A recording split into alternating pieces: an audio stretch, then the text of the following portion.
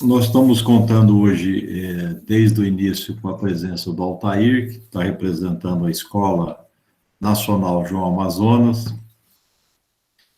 O curso foi uma iniciativa da Secretaria Nacional de Administração e Finanças do partido, do PCdoB, e em conjunto com a Escola Nacional, estamos, vamos dizer assim, promovendo esse curso de gestão partidária, administração e prestação de contas,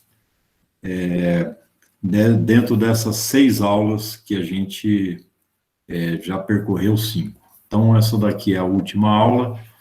A gente vai continuar no assunto eleitoral, tá certo? Essa aula é uma aula que vamos destrinchar e vamos aprofundar um pouco mais o assunto eleitoral, na questão de prestação de contas.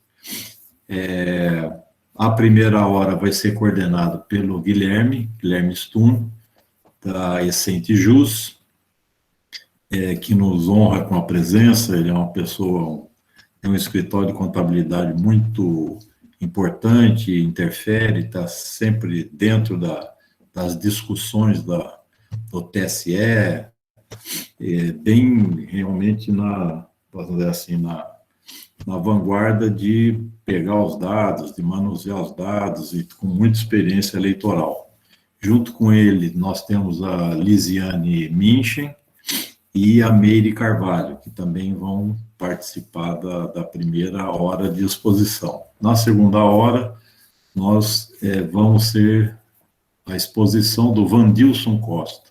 E ele vai expor. Você tem a sua hora, Vandilson, aí você ocupa da melhor forma que você achar. Eu queria só colocar para vocês que esse curso contou, uma das coisas que a gente procurou fazer no curso foi aumentar muito o número de professores, né? Quando você vai pensar, quando a gente pensou fazer esse curso em 2019, presencial, a gente teria 4 a 5 professores, né? Que a gente imaginou as aulas, cada um dá uma aula e tal.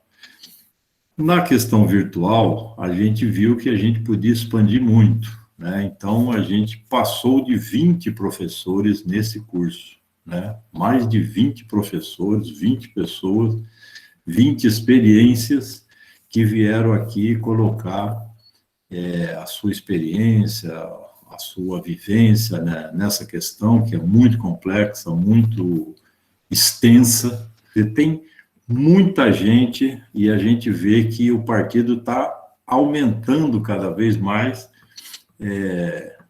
essa massa crítica, né, de gente conhecendo a legislação, atuando firme para organizar o partido, para não deixar essa área descoberta, e a gente está crescendo nos últimos anos muito nessa questão.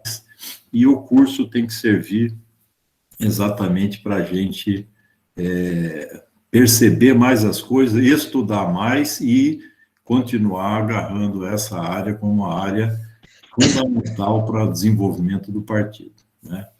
Então, nessa última aula, passo agora a palavra para o Guilherme fazer a sua exposição na primeira hora da aula. Um grande abraço, bem-vindo, Guilherme. Imagina, né, que eu mais uma vez agradeço, né, em nome de toda a rede, agradeço o convite, em nome do Vinícius, teu nome, né, do nosso secretário nacional de finanças, da Escola João Amazonas, né, então é sempre um prazer, e inclusive brinquei na aula passada que para a gente é um privilégio, porque fazemos o que gostamos, e quando a gente faz o que gosta é uma diversão, né? Então, muito bom estar na companhia. Um prazer também estar sob a batuta do Vandilson hoje, né? Então, vai ser sempre gentil, é um prazer enorme. A gente hoje, estou aqui também com a presença de 2 contadoras associadas nossas, a Lisiane Minchen, a Meire Carvalho. Nós preparamos hoje uma lista de assuntos, né, relacionados com a prestação de contas. Na aula passada, a gente comentou mais sobre a gestão, né, de campanhas, Mas hoje a gente vai, então, para o grande momento, né, que é o fechamento dessa gestão, que é a hora de fazer o encontro de contas com a Justiça Eleitoral. Nós, como a gente está ainda um pouco longe do próximo pleito, e também comentei sobre isso no nosso encontro anterior, e em vistas de uma reforma eleitoral que, segundo, né, a mídia tem pregado, a Câmara promete ser uma reforma muito profunda. Então, nós não vamos nos ater a muitas particularidades de regra, mas em cima de experiências, preocupações e de questões que possam fazer sentido para vocês também no acompanhamento das contas que estão sendo julgadas da eleição passada, né? Então a gente vai muito nisso. Naturalmente que em uma hora eu vou humildemente pedir licença para vocês, mas de fato não conseguiríamos esgotar todo o tema que envolve a atuação da contabilidade. E quero aqui também supor que nem o próprio Vandilson conseguiria esgotar a pauta do jurídico também em uma hora. Então a gente teve que focar em algumas questões, né, que possam dar encaminhamentos, né? Eu vou acompanhar o bate-papo, então fiquem à vontade, vão fazendo comentários. Aqui tem colegas muito experientes também, contadores, advogados, a quem eu também deixo minha saudação como colegas. E vão deixando os comentários, alguma coisa que eventualmente a gente deixou passar, algum entendimento diferente lá na sua região. Gente, vai ser um prazer, tá? Excelente. Então, olha só, gente, deixa eu passar meu slide aqui. Só fazer esse alinhamento, este outro alinhamento, né? Então, na aula passada, como eu comentei, né, a gente viu aquelas questões mais relacionadas à gestão, isso aqui eu já comentei com vocês. Vou convidar também agora, então, a Lise e a Meire, né, para que se apresentem, falem um pouquinho de si, até porque a gente sempre diz aqui na Sente Jus que ninguém fala tão bem da gente quanto a gente mesmo. Eu mesmo sei cada segredo ao meu respeito. Então, Lise, por favor, dê a sua saudação para a turma aí. Olá, boa noite a todos. Então, eu me chamo Lisiane Mintin, sou uma das contabilidades associadas da Sintijus, sou ex-servidora municipal, já fui tesoureira, já fiz parte também da elaboração do orçamento de municípios e hoje eu presto assessoria, então, contábil para municípios, né, e nas últimas eleições tive o prazer de trabalhar junto com o grupo de trabalho da campanha da Manuela Dávila aqui de Porto Alegre. Legal, obrigado, Lise. Bom estar contigo aqui hoje de novo. Falar um pouquinho ao meu respeito também. Eu não sou advogado, sou contador de formação. Participo hoje da Comissão de Contabilidade Eleitoral do Conselho Federal da nossa classe. Também atuo como membro não advogado na Academia Brasileira do Direito Eleitoral, na BRADEP, e, obviamente, milito nas discussões que se relacionam com finanças partidárias e com finanças de campanha.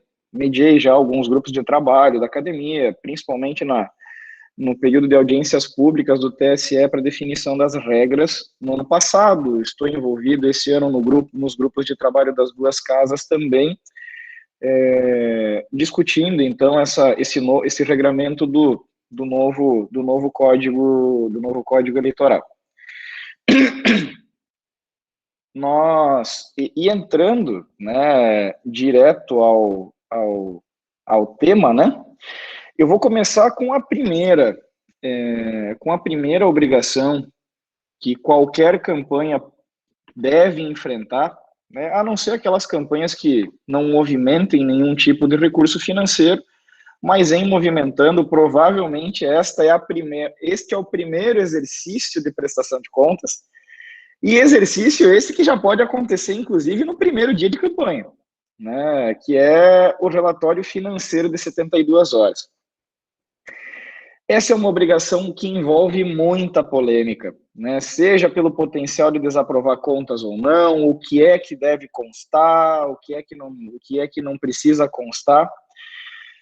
Então, eu quero esclarecer e deixar claro com você esses 3 pontos. Primeiro, doações estimáveis não obrigam a transmissão de relatório financeiro, porque o próprio nome do relatório já diz, ele é um relatório financeiro. Então, a gente só informa doações em dinheiro que entram na conta, seja depósitos diretos, transferências, seja vaquinha eleitoral, quando acredita o dinheiro na conta.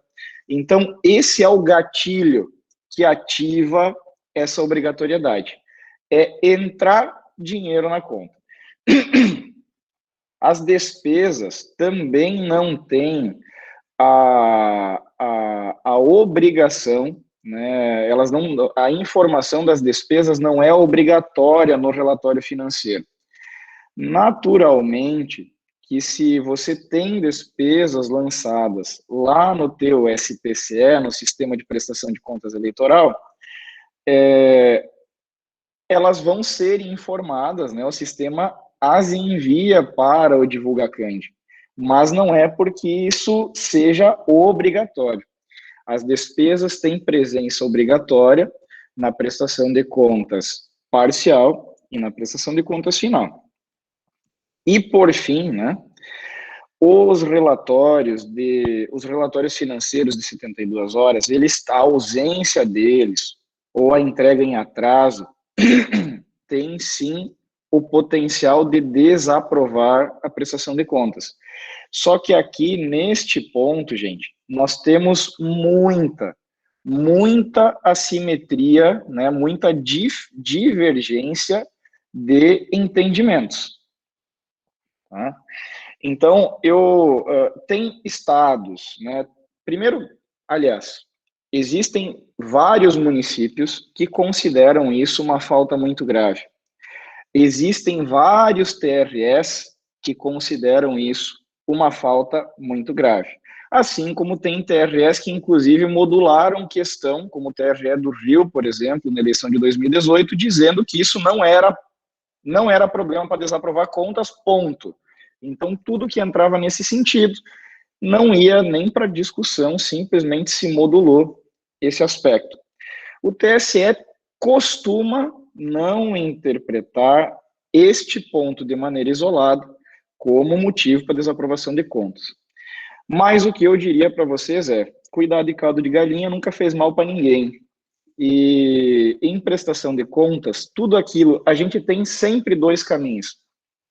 A gente tem o caminho da prevenção e a gente tem o caminho da manifestação, o caminho de defesa. Então, eu me preocupo muito, né, e com certeza não faria uma abordagem como essa perante pré-candidatos ou candidatos.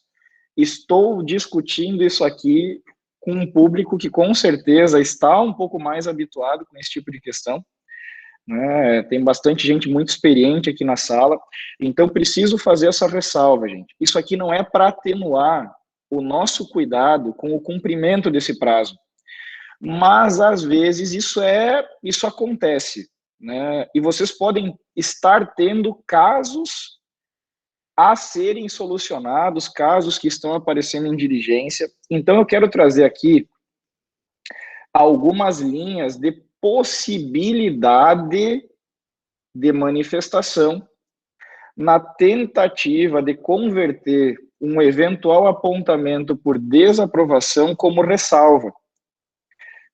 E o primeiro deles é que, se a prestação de contas final, se ela foi entregue, se ela está correta, se ela está completa, tem toda a documentação comprobatória, ou seja, a prestação de contas final foi feita de maneira exemplar.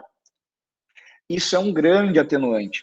Existe um precedente do ex-ministro Henrique Neves, que é muito citado nesses casos, que diz que, de fato, o grande balanço financeiro da campanha é a prestação de contas final, né? Então, que tudo bem, se perdeu algum prazo ali no meio, mas não se compromete a lisura da prestação de contas como um todo, porque a prestação de contas final está correta. Mas lembrando, isso são entendimentos, né?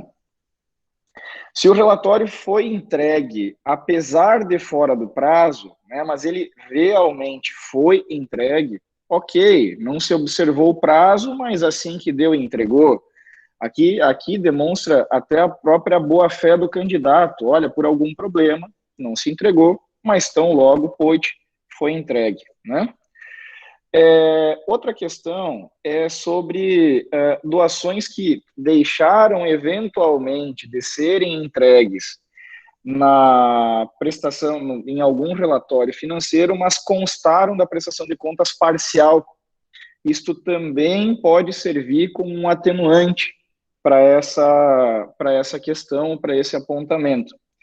Um outro caminho que pode também atenuar é se o valor das doações que foram informadas com atraso, se elas somadas representam menos de 10% do total arrecadado pela campanha.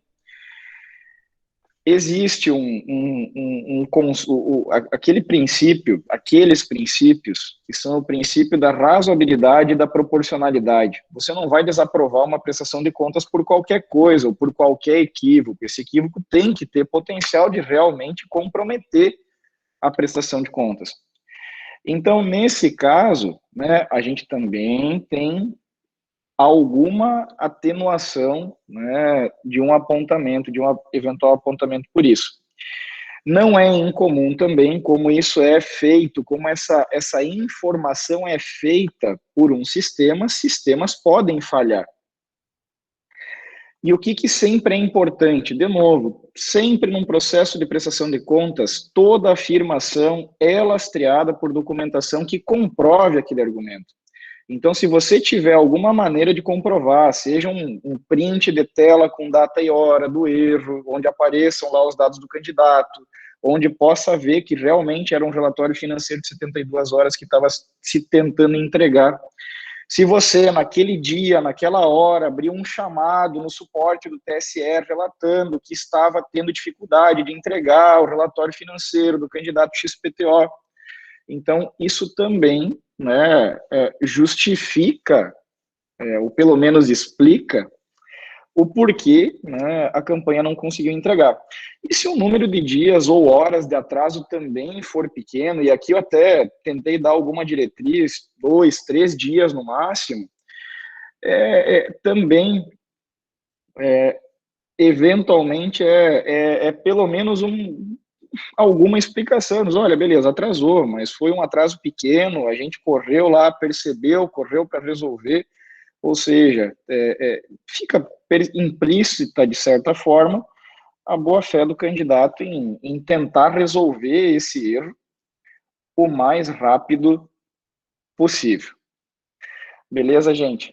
Então, ficam essas reflexões sobre o relatório de 72 horas, mas, de novo, né, mais uma vez reforçando, tudo isso que eu trouxe neste slide anterior não é com o intuito de a gente tratar de qualquer jeito essa obrigação, tá? Porque tem muito lugar, São Paulo, por exemplo, é um bom exemplo de uma análise mais rigorosa quanto à questão do relatório financeiro de 72 horas e de problemas de atrasos, de não entregas, né? Então, uma turma bem exigente nesse sentido.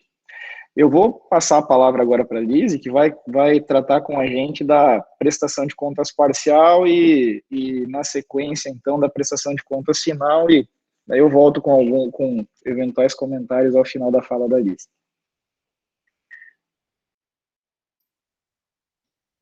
Então, hoje eu vou falar sobre a prestação de contas parcial, né, que é onde a gente vai apresentar toda a movimentação inicial da campanha, seja ela financeira ou de doação estimável, né?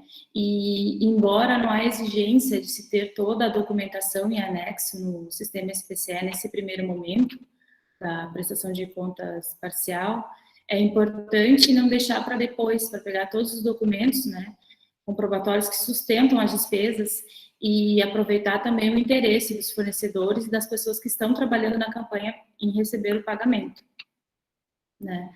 Também quero destacar aqui a importância da organização dos documentos e como ela é fundamental, né, para a aprovação das contas.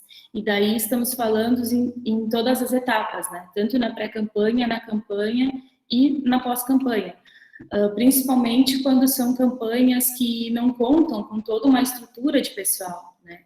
Mas o administrador financeiro e o tesoureiro, eles são tão importantes quanto o contador e o advogado, né, nesse processo. Porque, além de ser uma pessoa de confiança do candidato, ele precisa ser uma pessoa extremamente organizada, né? Porque o candidato fique mais tranquilo para fazer a campanha e não se preocupar com isso. Então, até aproveitar a oportunidade para parabenizar e também agradecer o excelente trabalho que o Vinícius liderou nas últimas eleições, porque a organização da tesouraria, do administrativo da campanha, ela facilita muito o trabalho da contabilidade, que não está presente no dia a dia da campanha, né? E para que o profissional contábil que está assessorando consiga assumir o seu papel de consultor e realizar um bom acompanhamento, os documentos, eles precisam ser repassados na ordem e conforme vai ocorrendo os fatos na campanha. Se o pessoal deixa para mandar tudo na última hora, descarregar tudo no mesmo dia para a contabilidade, nós não conseguimos, não temos um tempo hábil, né, para fazer um checklist juntamente com o tesoureiro da campanha, com o administrativo, né, e auditar os documentos com maior tranquilidade, né, para identificar os possíveis erros e detalhes que possam estar passando batido. E é muito importante a gente enviar a prestação de contas parcial já redondinha para evitar correrias desnecessárias, né? Porque lembrando que quando a gente vai retificar as informações da prestação de contas parcial, ela exige os envios de todos os arquivos, além do peticionamento do advogado, né? O detalhamento e a justificativa do que foi alterado e a entrega da mídia. Como o Guilherme colocou na reunião passada, nós não estamos aqui para assumir o papel de amiguinho, né? E sim de amigo de vocês. E a gente precisa questionar, orientar, conforme manda o rito, com um olhar voltado como se fôssemos o julgador da prestação de contas de vocês. E a organização não é só para campanhas maiores de capitais e municípios grandes, né? Nós estamos acompanhando movimentos e as pessoas se capacitando, se profissionalizando e a competitividade aumentando cada vez mais entre os candidatos e os partidos. E a gente tem que deixar de lado aquela frase que eu tenho certeza que muitos colegas contadores que estão aqui escutam muito, eu sempre fiz assim e deu certo, né? A prestação de contas, ela faz parte do sucesso do candidato, para ele assumir o pleito.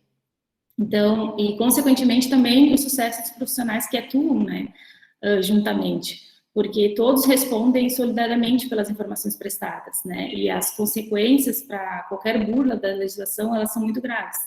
Então, com todas essas mobilizações e avanços que a gente está vivenciando, o espaço para amadores está cada vez menor, né, e a habilidade de se adaptar às mudanças, com certeza, é um grande diferencial, e a eleição exige, né, que seja levada a sério.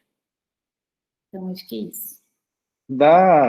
Desculpa, da questão da prestação de contas final, gente,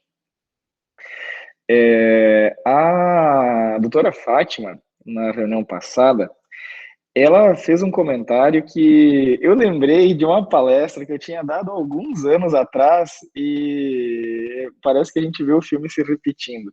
E eu trouxe o destaque, inclusive, em homenagem. A prestação de contas, ela nada mais é do que a história financeira da campanha.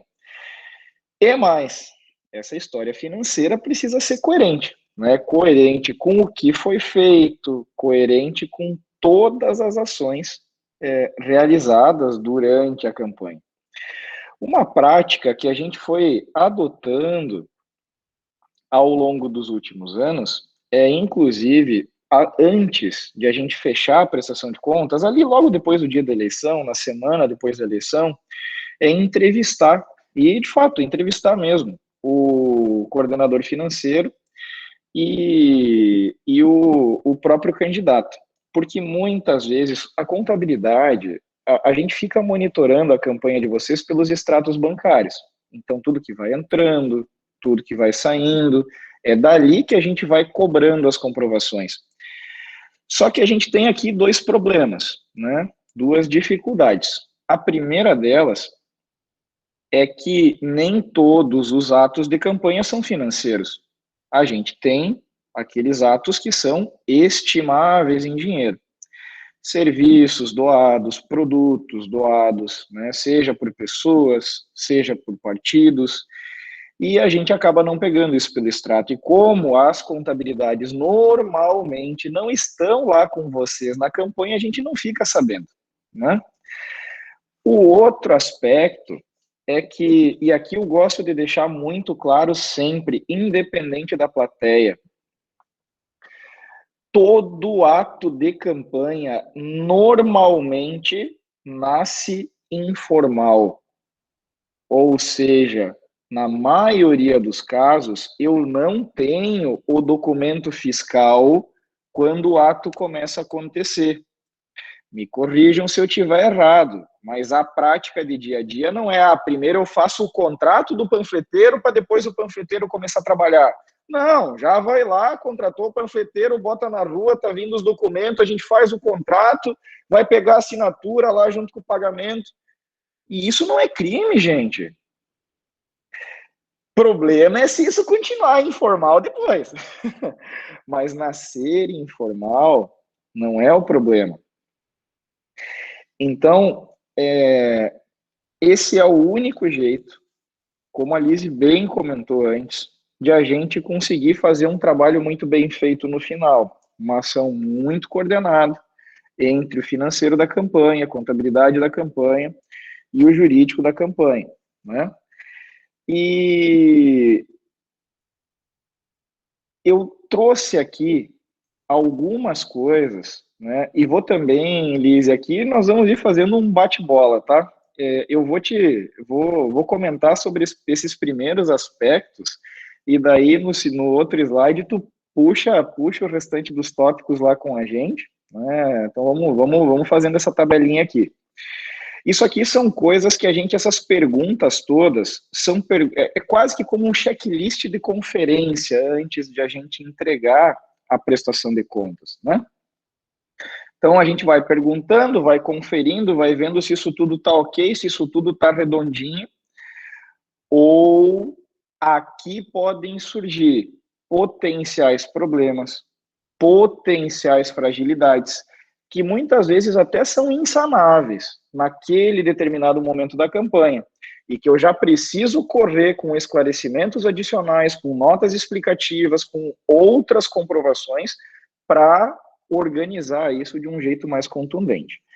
Então, coisas do tipo, a gente conferir se realmente o saldo das contas estão fechando com com os saldos da prestação de contas, e aqui pode acontecer diversas coisas, seja, às vezes, estornos na conta bancária atrapalham o batimento de saldo.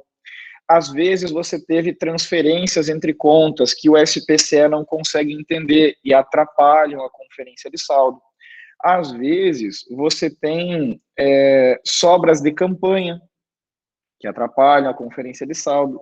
Então, a gente conferir se o saldo bate, se não bate, se isso é um erro, ou se está certo, mas precisa uma explicação a mais. Se todas as doações estimáveis recebidas ou feitas estão informadas, se todos os lançamentos estão com a comprovação juntada no SPCE certinho, se existem notas explicativas, se estão juntadas na prestação de contas. E lembrem, né, gente, aquela dica que a gente deu na aula passada, coloquem o conteúdo da nota explicativa na petição de entrega, né, na primeira petição da prestação de contas. Ou, enfim, caso faça uma petição de manifestação que deixe isso bem explícito. Se restou dívida de campanha, lembrar que tem que ter a anuência do partido, que tem que ter a anuência do credor, que tem que ter a confissão de dívidas, isso está tudo bem documentado. E eu diria mais, né? SPCE. Se eu disse SPCA, me perdoem, tá? Porque daí foi fruto do período de fechamento das contas anuais. Eu vi aqui nos comentários agora SPCE. Nós estamos tratando de contas eleitorais, tá? Então, caso eu falei, me perdoe. Mas, de fato, isso é uma coisa que a própria coordenação de campanha já tem que vir preparando com antecedência.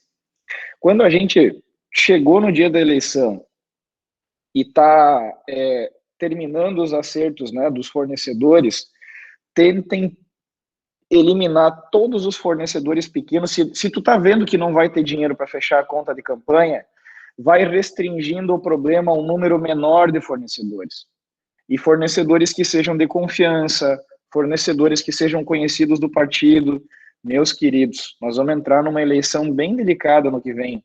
Acho que toda eleição é delicada, mas uma eleição em nível geral, em nível estadual, sempre tem uma complexidade maior.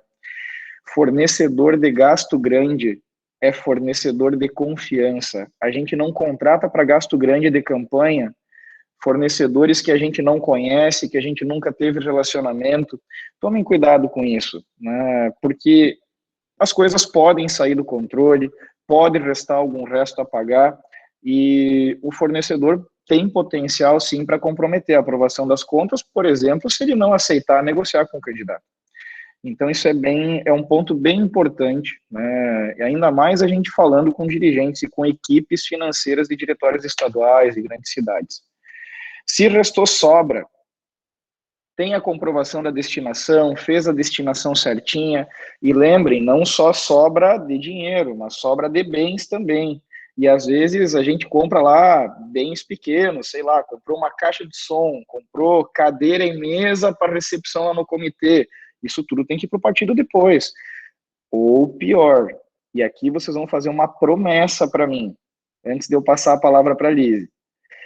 Nunca, e nunca é nunca, nunca não é quem sabe, nunca, eu vou até olhar no miolo da câmera, vocês nunca vão comprar bens com FEFEC.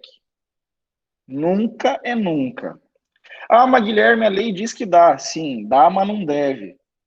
Porque, lembra a destinação de sobra de campanha. Se comprei com dinheiro de pessoa física, vai para o partido. Então, se eu comprei as mesas e as cadeiras com pessoa física, vai para o partido. Se comprou com fundo partidário, vai para o partido. Se comprou com FEFEC, tem que vender comprovadamente a valor de mercado até a data da prestação de contas e recolher a GVU para a União.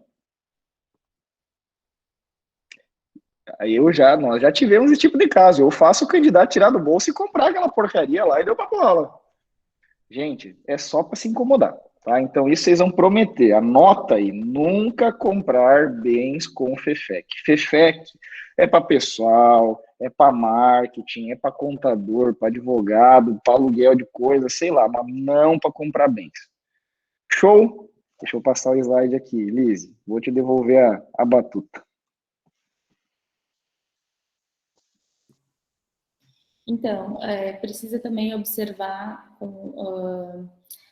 se os limites diários, né, em espécie de 1.064,9 foram observados, né, se as contas bancárias foram abertas dentro dos prazos, se os extratos estão completos, se foram juntados na prestação de contas. Todas as entradas de recursos estão identificadas com o CPF do doador no extrato. Nas eleições passadas, o trabalhar especificamente com o Banco Banrisul foi uma dificuldade muito grande, porque não tinha a identificação, né, de quem estava realizando a doação. Então, isso acaba atrasando, muitas vezes, o relatório de 72 horas. Todas as despesas especialmente pagas com fundo partidário e FEFEC, tem a comprovação de materialidade, que é um ponto muito importante dentro do processo de comprovação, né? E se existe algum gasto com relação de familiares. Se teve carreata, foi feita a lista de participantes e está juntada. Se observaram o limite também de combustível, né? Esses são alguns exemplos e perguntas que devem ser feitas e questionadas na prestação de contas final. Show de bola. Deixa eu passar o slide aqui. Pronto, eu vou falar agora sobre o tópico 4, tipos de documentos, comprovação e documentos, e evitar retrabalhos e diligência, né? A gente já tocou um pouco nesse assunto, mas hoje a gente vai detalhar mais, né? Essas comprovações vocês já conhecem, que é a questão dos documentos fiscais, os contratos, as transferências bancárias, cheque nominal e cruzado. E a questão da materialidade. Agora, sim, a gente vai entrar num aspecto aqui importante, que é bem peculiar da prestação de conta de campanha. Lá na resolução, ela tomou emprestado um conceito da contabilidade empresarial. Quando a resolução diz assim, a prestação de contas, vocês estão me ouvindo, né? É pelo regime de competência.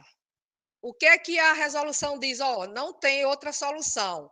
Abastecer o carro, você tem que ou ter um contrato ou ter uma nota fiscal. Não pode ser caixa 2 e não pode. É diferente da contabilidade empresarial, porque quando chega em janeiro, o contador vai lá e diz, olha, essa empresa ela tem duas opções, regime de competência e de caixa.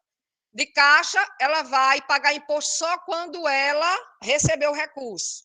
Uma vez a empresa fazendo a opção, ela segue o ano todinho. Ela não pode chegar em junho e dizer, minha inadimplência está grande, eu quero retroagir, fazer o regime de caixa. Eu só vou pagar o tributo quando eu receber.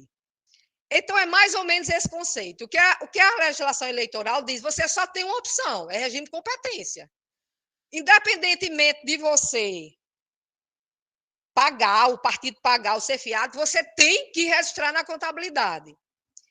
E aí começa um pouco a confusão.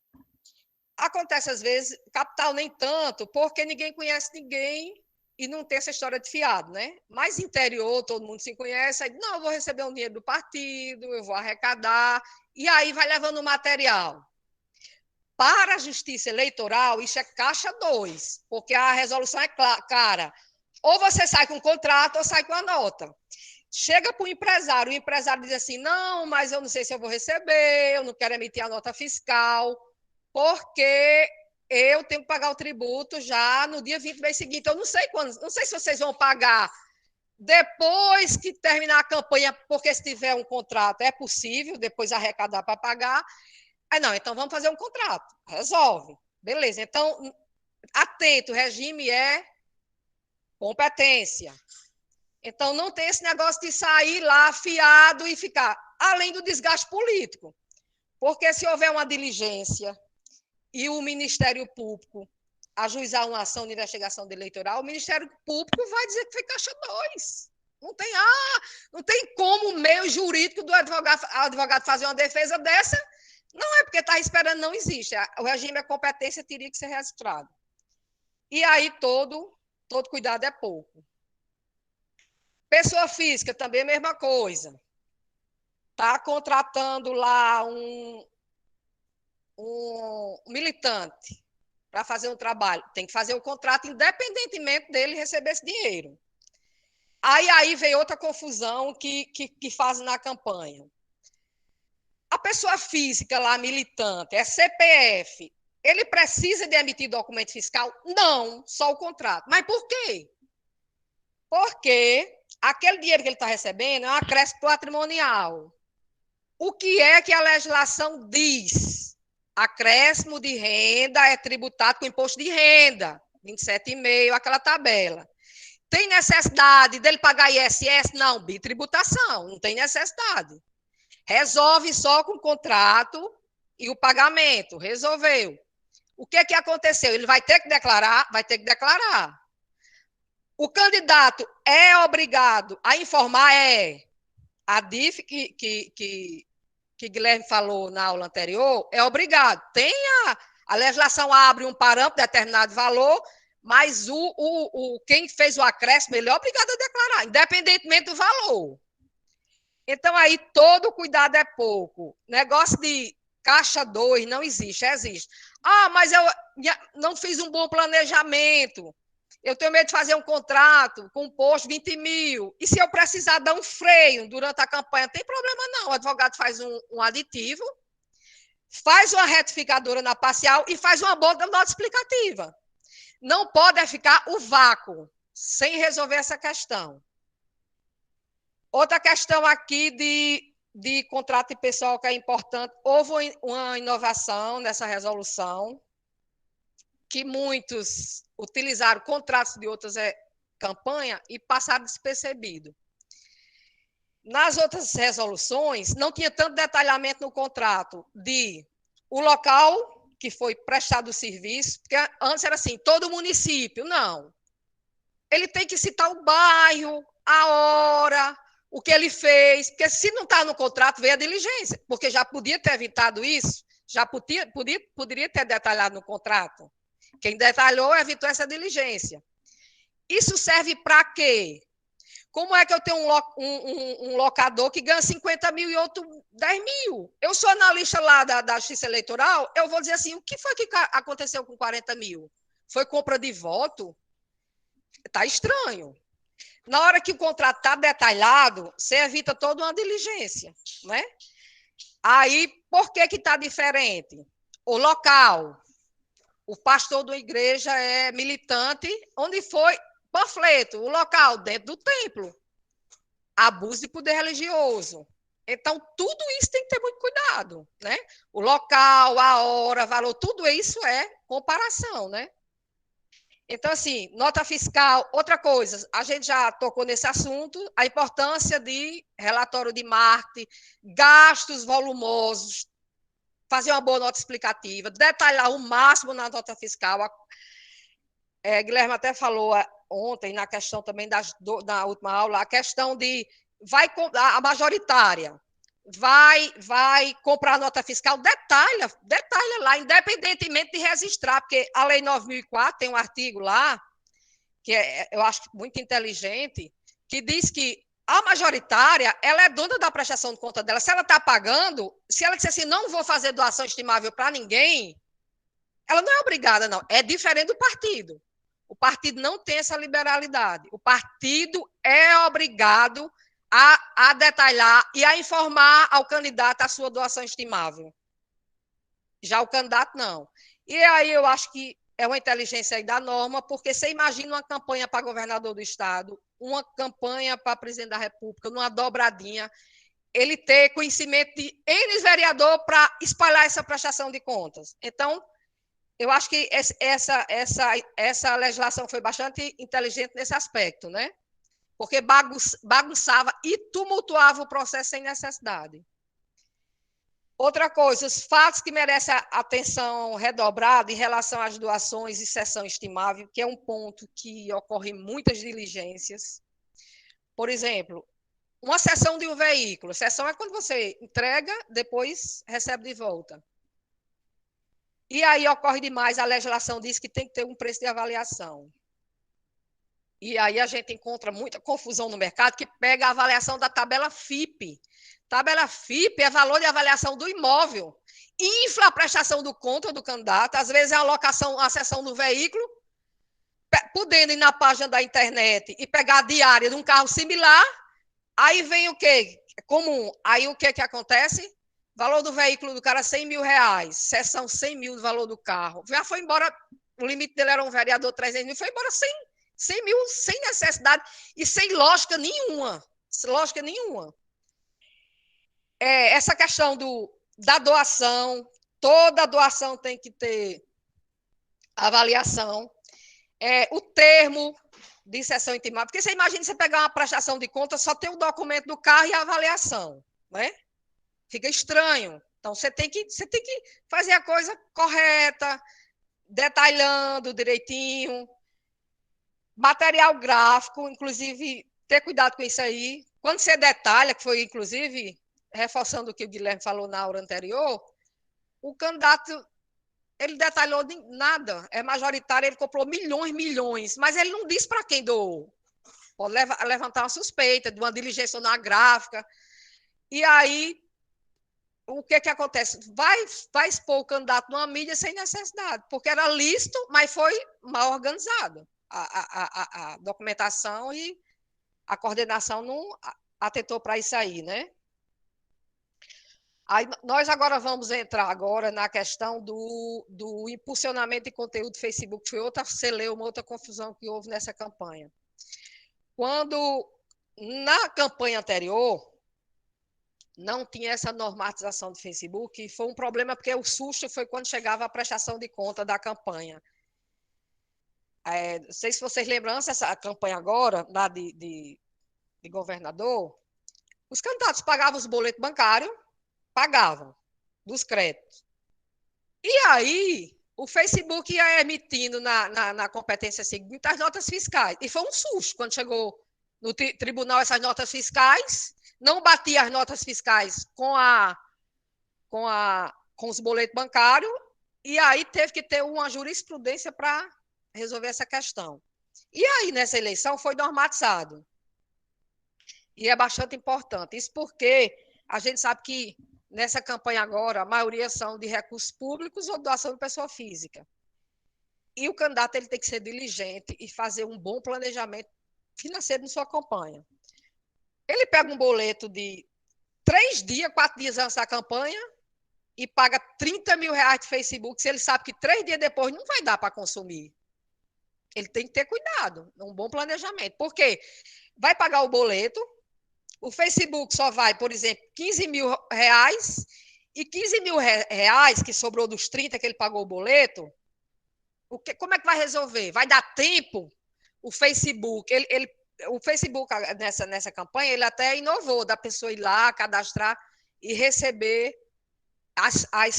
o recurso. Alguns candidatos receberam diretamente na conta, outros candidatos tiveram que pagar o próprio bolso, porque não foram pedir tempestivamente ao Facebook o retorno desse dinheiro e teve que pagar. Sobra de campanha, né? Porque é o seguinte, tem que bater. O que você pagou, tem que bater com a nota fiscal.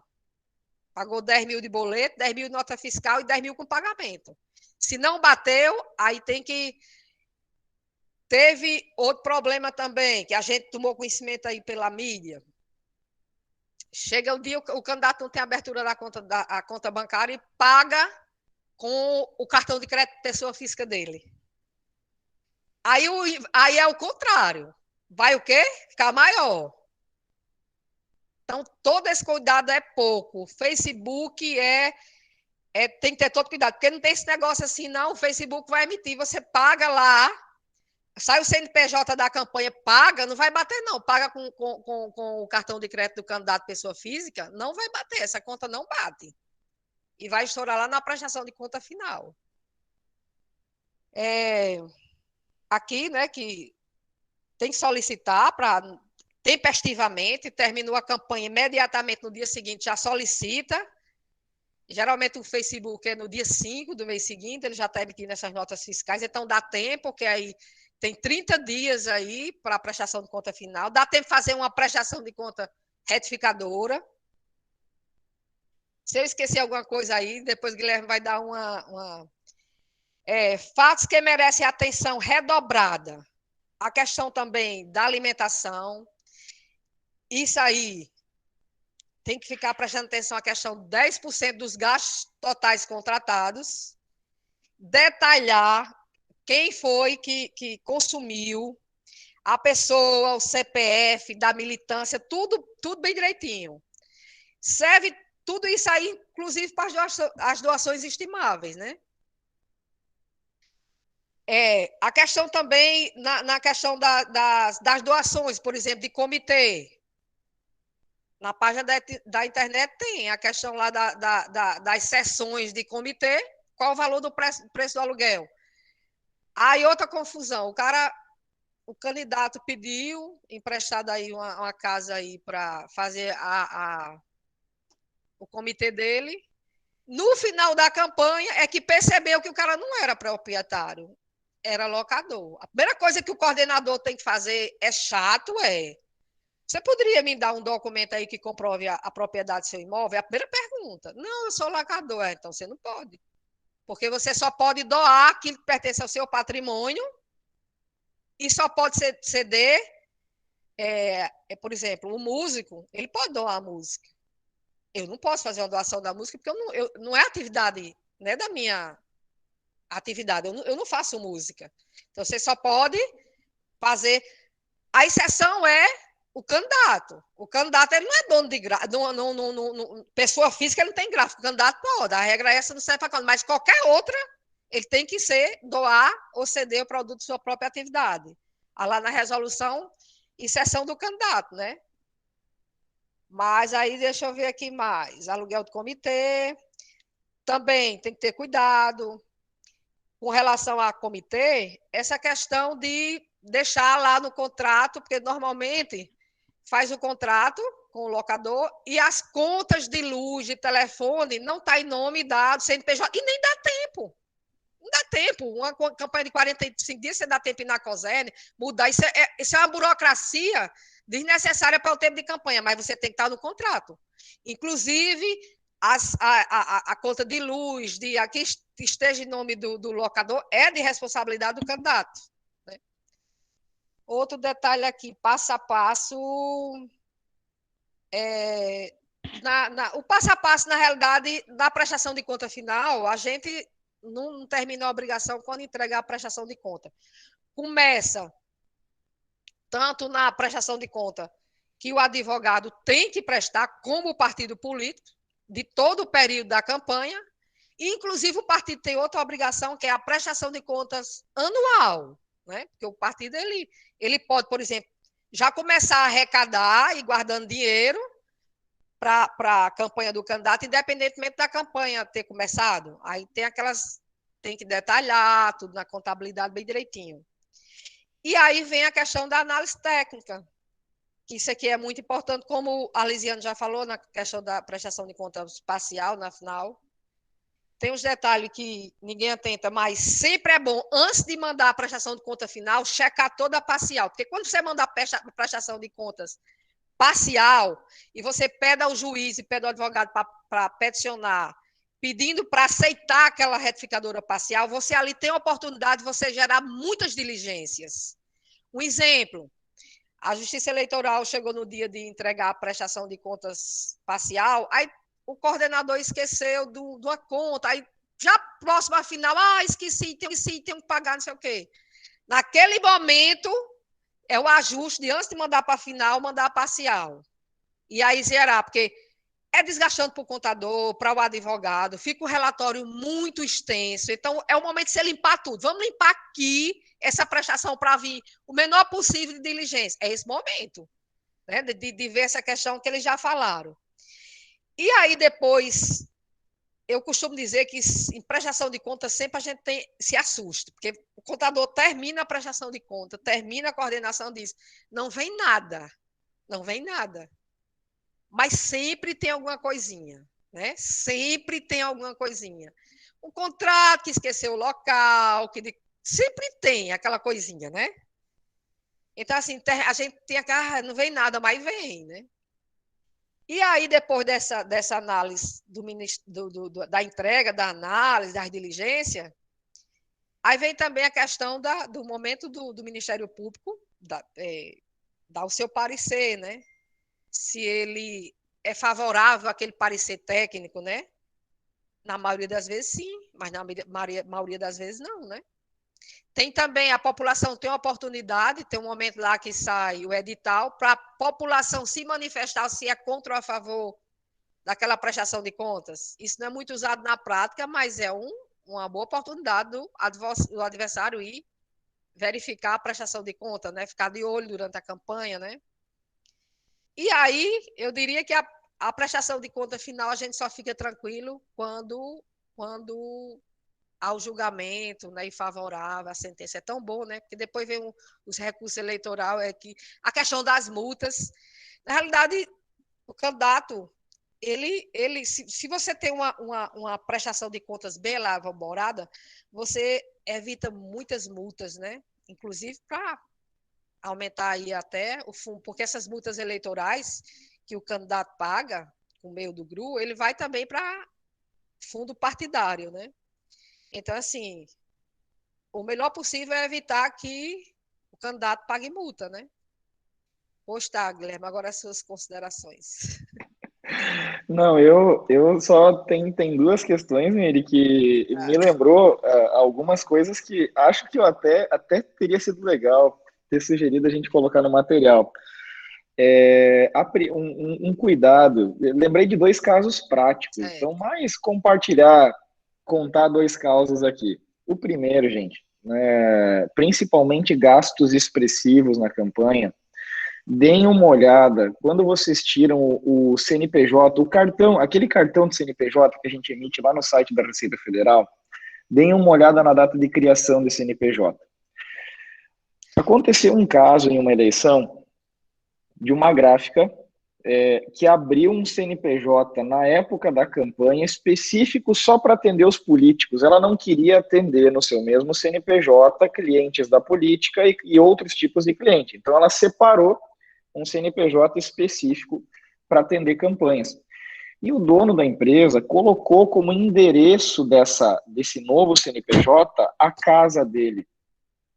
Um adversário suspeitou de um CNPJ com data de criação muito recente, foi olhar o endereço, não era um endereço de gráfica, denunciou no Ministério Público, deu um escarcéu, um problema bem grave de resolver. E uma outra, então, lembrem disso, né? A gente dá uma olhadinha, claro que a gente não consegue, durante a campanha, conferir nesse grau de cuidado 100%, né, dos gastos. Mas gasto grande e doação grande, a gente sempre dá uma olhada para ver se realmente está tudo ok, é um fornecedor conhecido, é um doador conhecido, para tentar pegar esse tipo de problema, porque o gasto foi pago certinho, o material existiu, foi pago com nota fiscal, tudo certo, né? Isso não era do conhecimento nem do próprio candidato. O candidato negociou lá com a gráfica, foi lá, olhou a gráfica gigante, via ele saber que era um outro CNPJ aberto só para isso. E uma outra questão, que essa é mais pitoresca ainda, né? A Meire estava falando antes da doação estimável e da gente ter certeza da propriedade, me lembrei de um caso da eleição de 2014. A gente atendeu um deputado, um dos cabos eleitorais dele cedeu o carro para a campanha. Só que na hora de fazer a cessão de uso, ele mandou o documento, veio o documento no nome de uma mulher, então nós pegamos o documento, fizemos o termo, o recibo eleitoral, no nome daquela senhora, eles coletaram as assinaturas, tudo certinho. Só que quando chegou na hora do Ministério Público Eleitoral fazer então a análise, eles sortearam alguns doadores e ligaram para confirmar, para ver se realmente estava tudo certo. E ligaram para aquela senhorinha, uma senhorinha de 70 e poucos anos, a mãe do rapaz, e pediram: ô, dona fulano, tudo bem, aqui é do Ministério Público Eleitoral, a gente está investigando algumas doações da campanha do candidato tal, e consta aqui que a senhora doou olha só, que a senhora doou seu veículo tal para a campanha. Isso procede? A velhinha quase infartou, gente. Ela disse: o quê? O meu carro doar para político? Mas nem morto, o carro é meu. Foi parar na Polícia Federal. Aí intimaram o contador da campanha para ir lá. Eu nunca tinha entrado numa delegacia da Polícia Federal, faz bastante tempo já. Peguei tudo que é documento que eu tinha da campanha e me fui. 300 quilômetros de distância da cidade. Chegando lá, o delegado explicou, eu digo: não, gente, peraí, isso aqui é assim que funciona, né? E para finalizar, ainda para nós fechar a questão, que eu vi que nós estamos com o nosso horário aqui no talo, né? Eu queria também trazer algumas outras preocupações que são sinalizadores. A Meire já comentou bastante coisa, mas, enfim, para a gente frisar ainda mais, né? Na questão dos gastos, a Meire destacou aqueles gastos que são muito comuns das campanhas, que praticamente toda a campanha tem algum daqueles gastos, né? Mas aqui eu também fiz questão de, mais uma vez, deixar contundente. e especialmente com as lideranças que a gente está tratando, motivos muito comuns de desaprovação de contas, e vocês vão ver aqui que tem motivos muito simplórios e que poderiam ser evitados sempre, mas a gente acaba lá no calor da hora, no dia a dia, pisando na bola. O primeiro deles é a perda de prazo, né?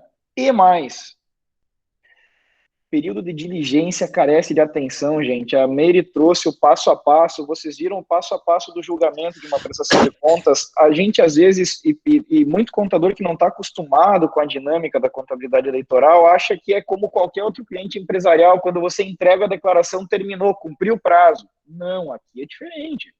Aqui o jogo só termina com o apito do juiz, que é lá na frente.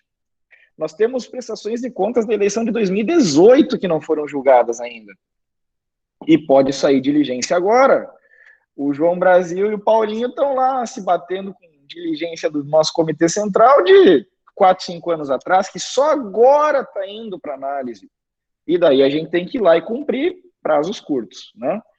Então, tomem cuidado com essa tramitação. Eu cansei de ver multa e devolução de recurso em prestação de contas que estava certinha. Só que faltou um comprovante ou um documento que não estava 100% ok, que poderia ter sido resolvido na manifestação tranquilamente.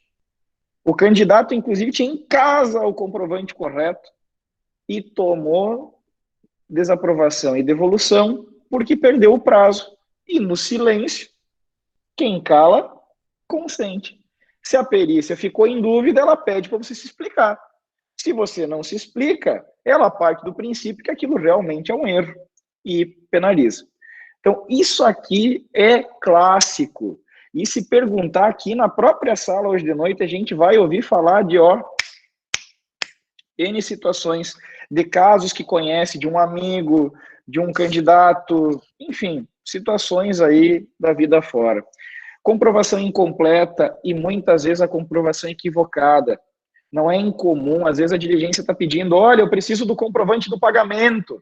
E o candidato vai lá na manifestação e manda a nota fiscal, mas não era a nota fiscal, era a cópia do cheque, era a cópia da transferência, era o comprovante de pagamento e não o comprovante do gasto. Então, essa falta de atenção, às vezes, na interpretação do que está realmente sendo pedido, a omissão de gastos, né, gastos que não foram informados ou que foram pagos com recurso do candidato, que não deveria ter sido, que deveria ter passado pela campanha, doações estimáveis que não foram informadas, o não cumprimento de prazo de entrega de alguma das prestações de contas, a alocação irregular da cota de minorias. Eu comentei na aula passada, mas reforço agora. Cuidado, gente, com o dinheiro da cota feminina, com o dinheiro da cota racial. Esse dinheiro é carimbado. Tem problema de uma mulher enviar dinheiro da cota feminina para homem para pagar algum gasto compartilhado que ela tenha benefício? Não, não tem. Mas comprovar esse benefício dá trabalho. Isso é perigoso. Então, assim, cuidado, gente. Aqui, realmente, às vezes na campanha, porque precisa pagar, porque precisa de dinheiro. Tem dinheiro na conta tal, paga lá, depois a gente resolve.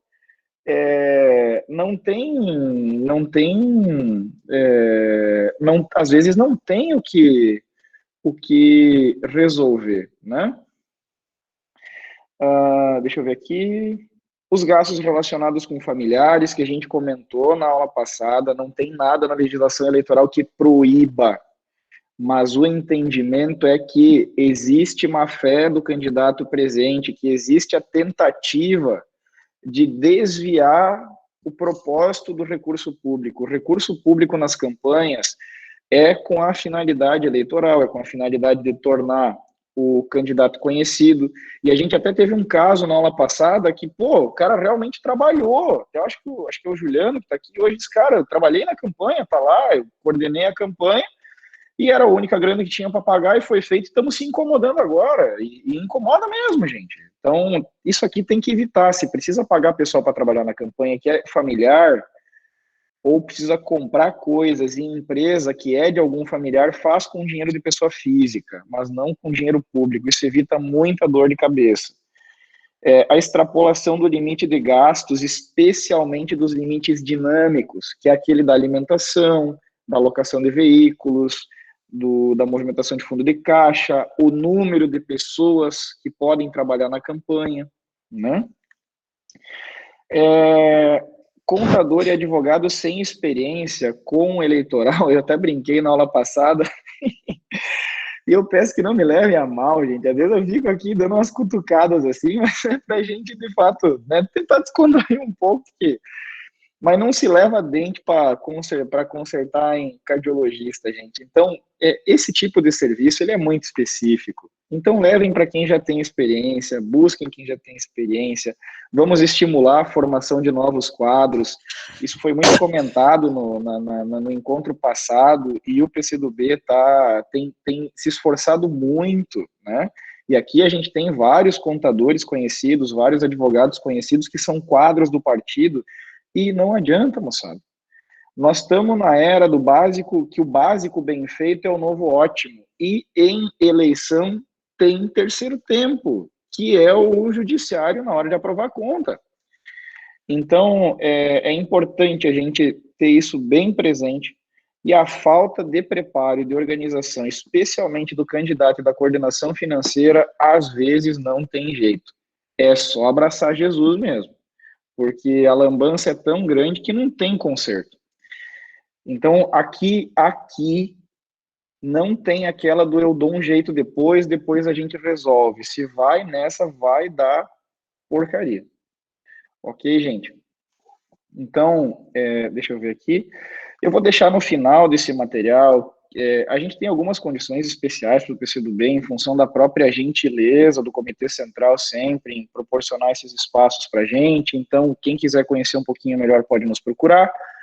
Vou deixar também os nossos contatos nas redes sociais, né? Quem quiser seguir a gente, uma que nos ajuda um pouquinho, mas acima de tudo a gente compartilha bastante conteúdo de dia a dia de partidos e campanhas, então prazos, dicas, lives. Então eu sei que esse tipo de informação ele é sempre bastante restrito, é sempre desafiador, então contem conosco, gente, tirar dúvida de vocês, bater um papo, cara, não tem custo nenhum, a gente tá junto, tá? Então, Meco, com isso, eu te devolvo a palavra, agradeço mais uma vez a abertura desse espaço e aproveito para parabenizar em teu nome todos os envolvidos com essa iniciativa. O foco disso aqui não é a quantidade de pessoas, o foco é o legado que isso deixa. E vocês estão de parabéns. É uma postura diferenciada e a gente é tão criticado lá fora, todo mundo acha que dá para tirar pedra em político, mas quando os políticos dão bons exemplos, a gente precisa reconhecer. Então, fiquem com o meu abraço e obrigado, gente, pela atenção de todos. Obrigado, Guilherme, obrigado, Lisiane, obrigado, Meire. Excelente palestra, excelente comentários e tudo mais, foi muito bom, muito enriquecedor. E queria passar a palavra para o Vinícius, né, que ele coordena essa aula, então ele, vamos dizer assim, vai passar daqui para frente, ele comanda a aula aí. Vinícius. Boa noite, pessoal. Eu acho que a gente já passa direto para o Vandilson, né? E daí depois a gente abre as inscrições, tem várias, já tem algumas dúvidas que eu acho que daí a gente pode ser pertinente. Pode ser, Vandilson? Ok. Pois bem, pessoal, eu quero, em primeiro lugar, elogiar mais uma vez, né, Guilherme, a equipe, a Lise, a Meire. Eu acho que fizeram um trabalho de fôlego e quase nada restou para me falar aqui, porque, além da parte contábil, eles também, por conta da simbiose que existe entre a contabilidade e o jurídico no processo de prestação de contas, eles avançaram em bastantes questões aí que, em princípio, poderia ser tratada pelo jurídico, tal, mas eles já situaram os problemas aí. Eu queria, sim, se me permite, Guilherme, talvez fazer alguns acréscimos aí, porque como eu cuido aqui Bom, eu quero dizer a você o seguinte, eu sou do partido já há algumas décadas, né? Fui deputado tal, e já advogo também há quase 3 décadas. Não parece, mas eu sou desde 74 que acompanho o partido, e nesse intervalo já assumi várias tarefas. E atualmente a minha especialidade é a advocacia eleitoral, é o que eu faço. E cuido das contas do partido, conta partidária e conta eleitoral, né? Mas eu diria assim, a parte jurídica na prestação de contas eleitorais, eu queria dizer, Sônia botou aí algumas perguntas. Hoje, Sônia, a gente está tratando de prestação de contas eleitoral. Você pediu para falar da prestação de contas partidária. A gente pode até fazer aqui no final uma troca de ideias, tal, mas o foco aqui hoje é contas eleitorais. Eu diria, Guilherme, que em relação à prestação de contas eleitoral, normalmente, o meu cuidado aqui começa na pré-campanha. Na pré-campanha, a gente procura aqui, faz seminário, faz cursos, tal, para situar os pré-candidatos nesse processo de prestação de contas, dada a importância que tem a prestação de contas. Então, a gente procura situar isso. E dentre as questões que eu sempre coloco, e vou pontuar aqui agora, que é o seguinte, eu recomendo o partido sempre fazer as convenções partidárias antes do dia final. Por que isso? Para facilitar a vida dos candidatos. Porque se você faz a convenção antes de encerrar, ele vai ter um prazo maior para fazer o registro, e fazer o registro logo no começo também. Por que fazer o registro logo no começo, entrar com o pedido? Para gerar CNPJ. Porque sem CNPJ você não abre conta bancária. E muitas vezes o CNPJ não gera automaticamente. Agora está gerando até de forma rápida. Mas há tempos atrás demorava de gerar o CNPJ. E isso se não tiver problema, porque se tiver problema com o endereço, tal, o CNPJ atrasa, porque a Receita vai acusar que não está batendo o CEP que o candidato colocou, tal. Então, se atrasa o CNPJ, e se você deixa para a última hora, pode atrasar a abertura da conta bancária. Sem conta bancária não tem campanha, porque ele não pode fazer gasto nenhum, ele não pode fazer registro nenhum ali. Então, uma das primeiras questões que eu sempre alerto nesse processo de prestação de contas é o candidato cuidar bem dessa fase inicial, de entrar logo com pedido de registro, gerar CNPJ, abrir conta bancária, que é fundamental para a campanha eleitoral, e feita a abertura da conta, aí ele já pode ter o processo dele de jogar material na rua, né, de fazer contratações, ainda que não pague automaticamente, porque você não precisa necessariamente fazer o pagamento de imediato, você pode ter contratos que você pode pagar até parcelado, né? Então, uma das primeiras observações que eu faria é com relação a essa coisa primeiro, da pré-campanha, da orientação, segundo, da abertura de conta propriamente dita, e o jurídico está sempre presente nisso aí, na orientação da pré-campanha, na orientação da abertura de contas, e muitas vezes aqui o que a gente tem enfrentado assim, com bastante frequência são atrasos na abertura de conta, não por conta do candidato. Ele até vai lá, preenche aquele requerimento de abertura de conta, vai para o banco, aí o banco atrasa, o gerente não tem interesse em abrir e tal, e ele tem um prazo da convenção até a abertura da conta, ele tem um prazo, né? Mas eu não estou dizendo nem por conta desse prazo, mas é aquele prazo de 10 dias, né, que ele tem para abrir a conta. Aí as instituições bancárias normalmente atrasam a abertura de conta, e muitas vezes precisa do jurídico, porque assim que você entra com requerimento, o banco ele tem, por lei, pela Lei 9.504 e pela resolução, ele tem 72 horas para fazer a abertura de conta bancária. Se não fizer, o advogado pode peticionar em juízo. Aí você fala assim, mas vai peticionar onde se não tem ainda o processo de prestação de contas? Aqui em Salvador e Camaçari e alguns municípios, a gente peticiona para distribuição. Ou, em alguns casos, teve casos que a gente peticionou no pedido de registro. No pedido de registro de candidatura, porque ainda não tem o processo de prestação de contas, porque se tivesse, naturalmente seria por ali, né? Mas, como não tem, até porque não tem também o CNPJ, você não pode ter conta aberta, né? Ou quando tem, você vai abrir a conta, o gerente atrasa, aí você pode peticionar no juiz. Na capital, normalmente, a gente peticiona ou para o juiz de registro ou peticiona na distribuição. Se for eleição estadual, peticiona para o presidente do tribunal. Ou o presidente despacha, ou ele distribui para algum juiz da corte, que vai apreciar o seu pedido e determinar que o gerente cumpra a lei de abrir a conta em 72 horas. Estou colocando isso porque são problemas que surgem nesse processo de prestação de contas, né?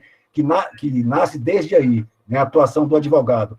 Como nasce também, Guilherme não colocou isso, e até porque ele mesmo fez a observação no início, a gente não esgota todos os problemas que tem no processo de prestação de contas, nascem problemas também com relação à realização de eventos. O candidato inicia a campanha, ele já quer fazer um evento para arrecadação de fundos, um jantar de adesão, ou um outro evento lá no Rio Grande do Sul, vocês fizeram o evento com Caetano.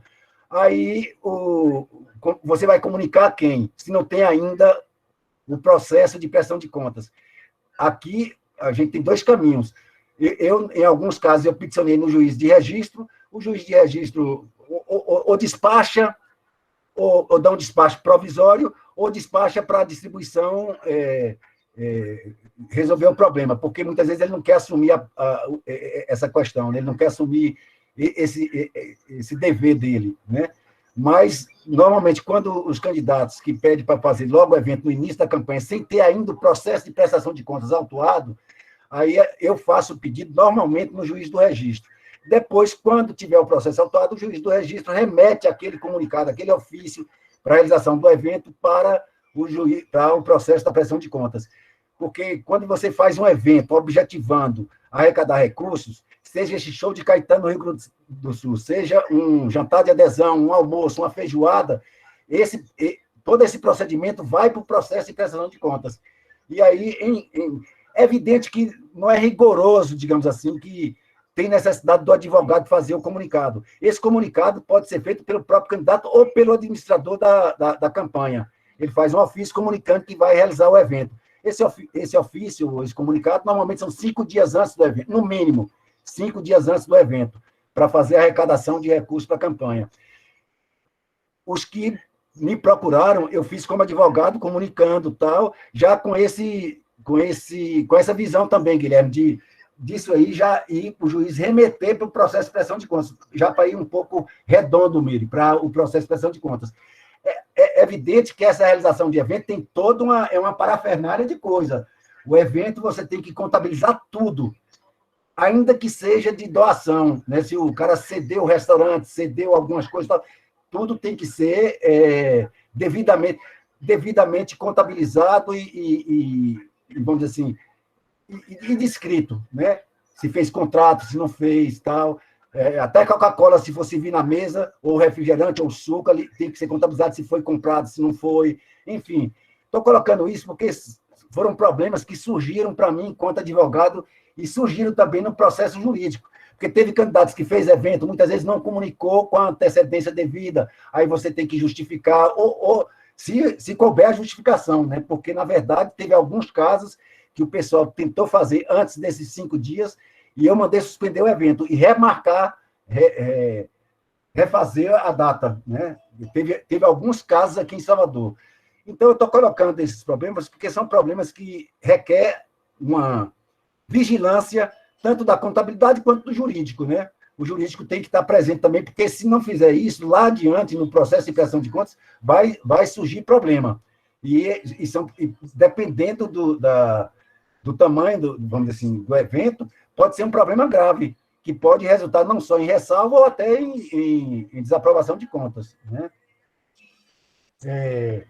Então, foram problemas que no decorrer da exposição eu fui situando e acho que é importante a gente fazer esses registros aqui para mostrar um pouco a simbiose que tem do jurídico com o processo de prestação de contas.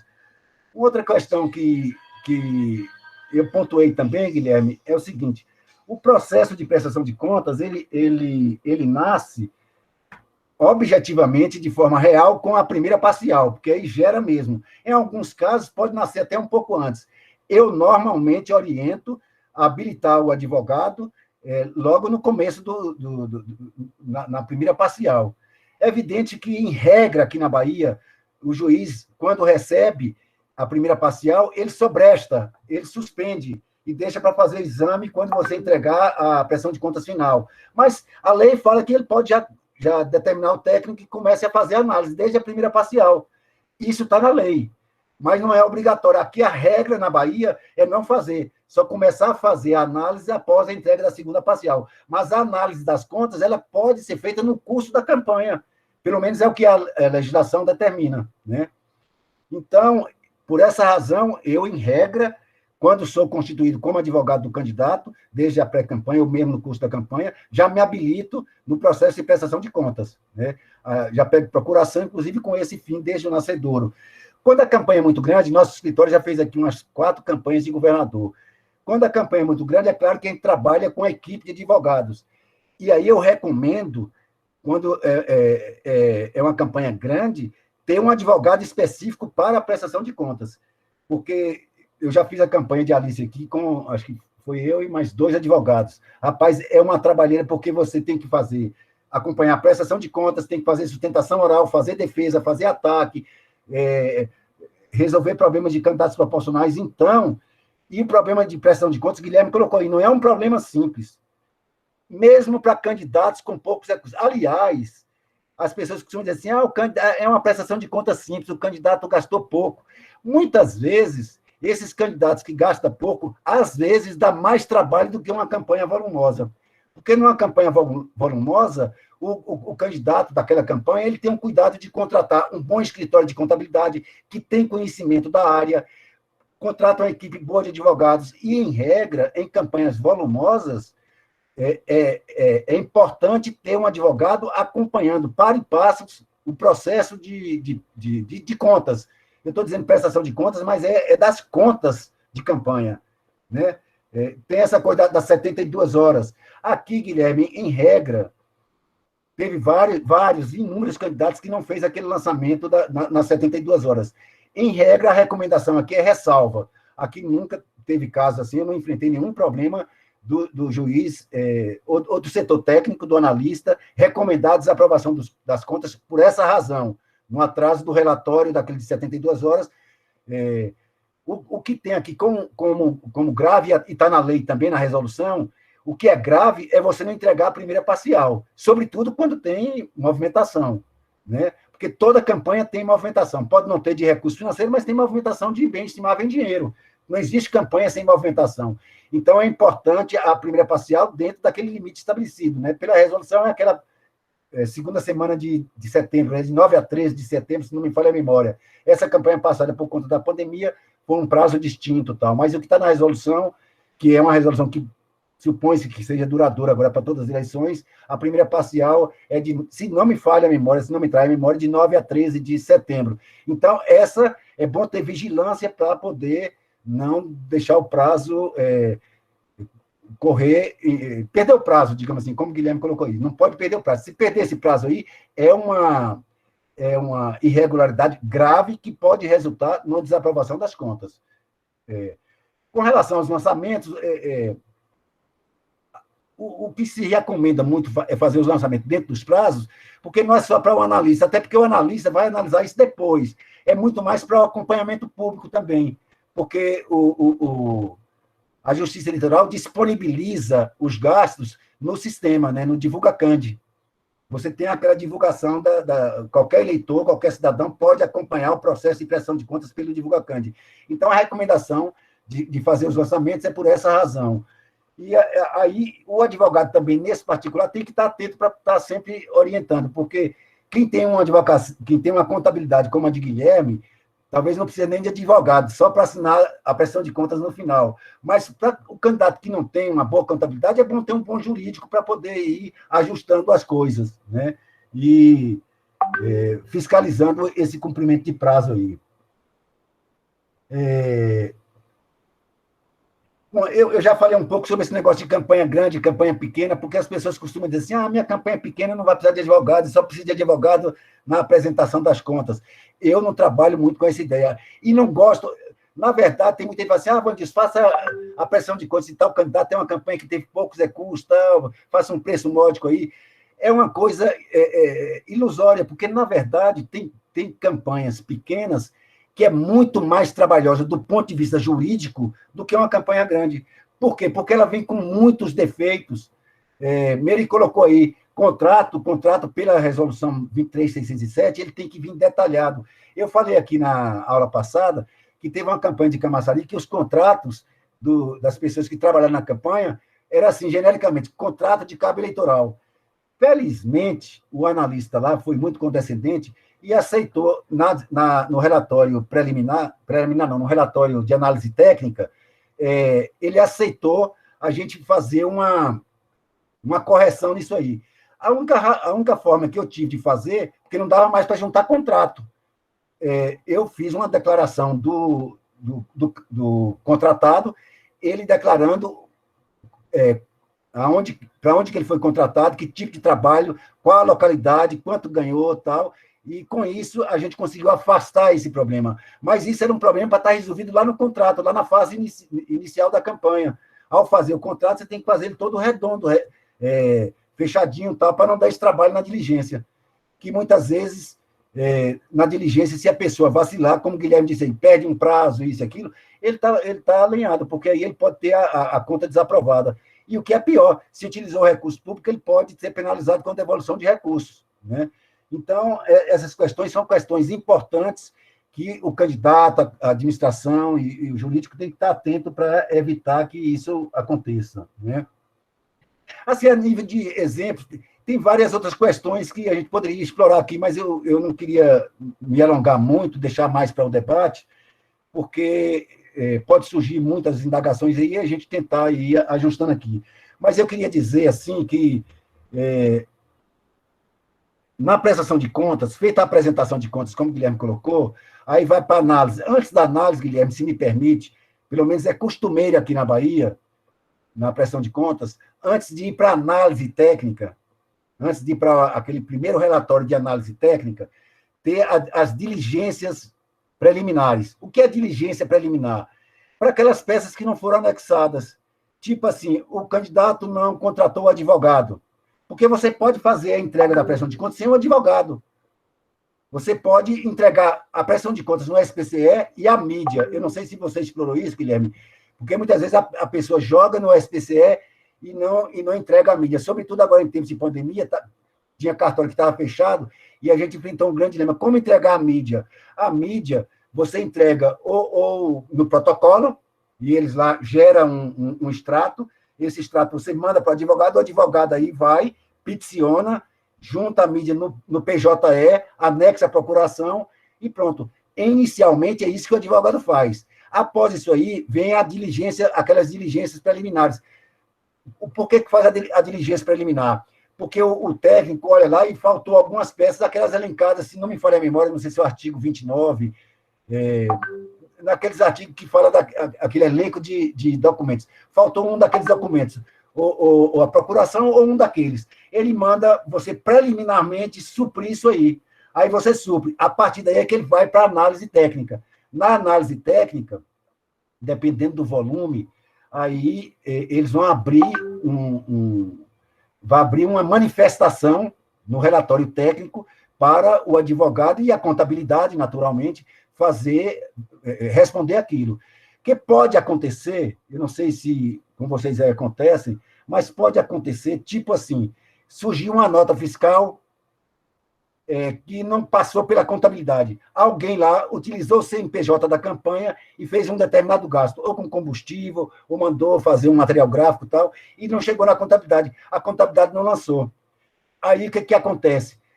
Se o candidato reconhece, ele vai ter que fazer, naturalmente, uma retificadora para incluir essa nota fiscal no SPCE e fazer os devidos ajustes nisso aí, né? E isso foi problema que surgiu. Ou pode ter outro tipo de problema, né? De algum lançamento que, por equívoco, deixou de ser feito, de doação de bem estimável em dinheiro, ou mesmo algum lançamento de doação em espécie. Eu gostaria de fazer também algumas observações, que surgiram muitos problemas aqui, com relação a doações. E isso está surgindo agora no julgamento das contas. Doação tanto de pessoa física, doação de pessoas que pode ser confundida com pessoa jurídica, de doação do candidato que ultrapassou o limite, porque não sei se vocês têm observado, mas os limites de gasto do candidato agora para essas eleições de 2020 é uma coisa contraditória, Guilherme. O candidato agora, dependendo do município, ele pode fazer doação para outro candidato de um determinado valor, mas para a campanha dele, ele tem que reduzir. o limite de doação de recurso próprio para ele tem que ser menor do que aquilo que ele poderia, de fato, doar, porque ele pode ter uma renda grande, mas por conta do limite de gasto que ele tem na campanha, ele só pode doar 10% do limite de gasto. Então, ele, muitas vezes, já aconteceu aqui, do candidato poder fazer uma doação de um determinado valor para um candidato concorrente, um aliado dele, e para ele próprio ele fazer uma doação menor.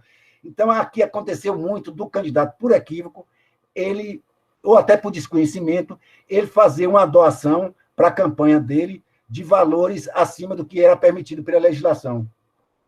Ele, entendendo porque ele teve um grande rendimento, digamos assim, ele auferiu de rendimento no ano anterior da eleição R$800 mil, então ele entendeu que ele poderia doar R$80 mil e fez a doação. Só que ele tem que ir para o limite da campanha, porque ele pode doar 10% do limite de gasto da campanha. Então, isso gerou muitos problemas aqui para a gente e tal, e isso aí foi uma coisa insolúvel, não teve jeito. Aqui, o tribunal, ele não tem sido condescendente. Aqui, muitas vezes, ele não aplica aquela multa de 100%, ele faz uma dosagem, uma proporcionalidade, muitas vezes aplica com uma pena menor, mas isso aí é motivo para as contas para serem ressalvadas e devolução, ou até para ser reprovada, dependendo do volume. Mas aí comporta ressalva e comporta devolução, e comporta pagamento de multa.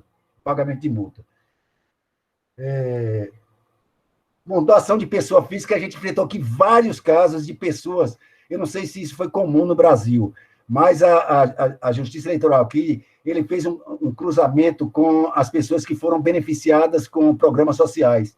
E aqui, em regra, nos relatórios, tanto nos técnicos como no conclusivo, eles acabavam opinando de que a pessoa não podia doar, que aquilo foi uma doação imprópria, porque o candidato que fez a doação recebeu aquele auxílio do emergencial.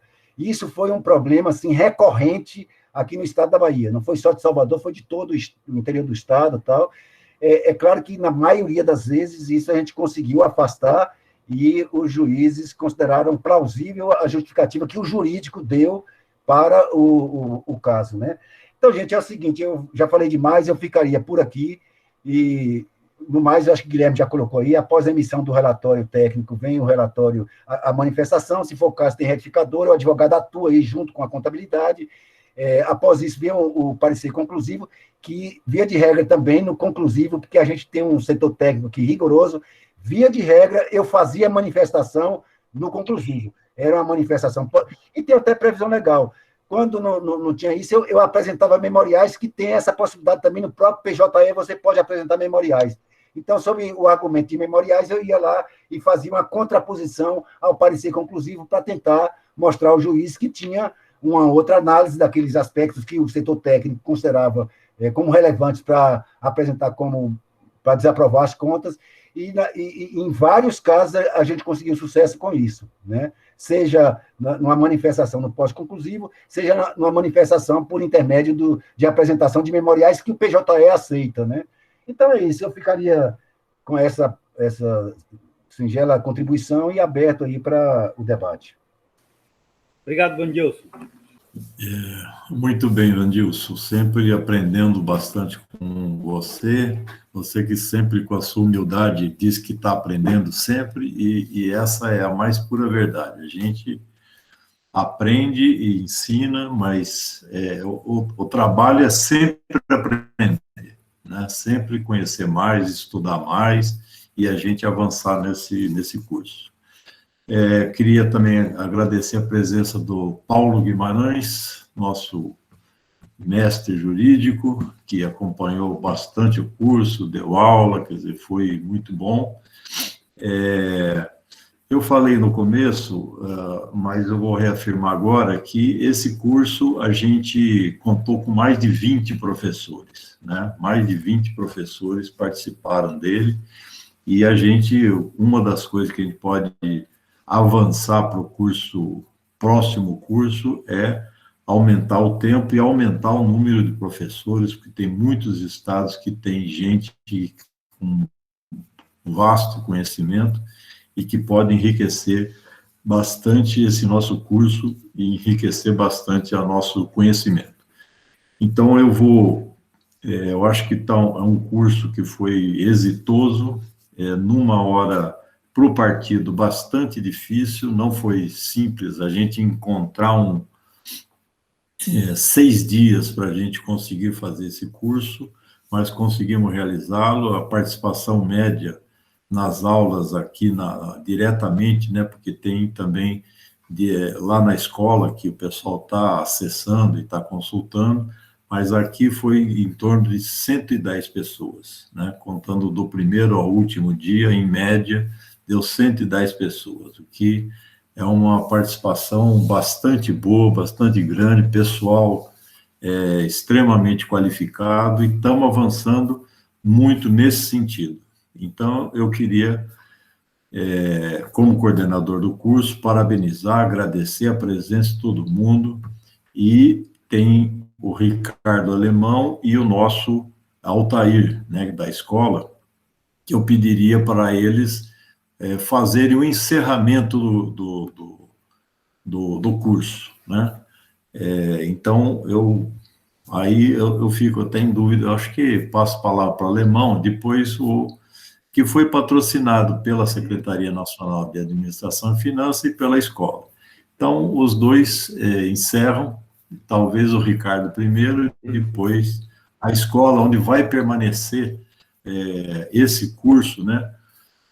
Já está, esse é o trabalho também do Altair, que agradecer ele, todas as aulas já, até agora, já estão disponíveis na plataforma da Escola Nacional João Amazonas, e então passo a palavra para o Alemão para fazer as suas considerações finais, e depois, por último, o Altair para fechar esse exitoso curso.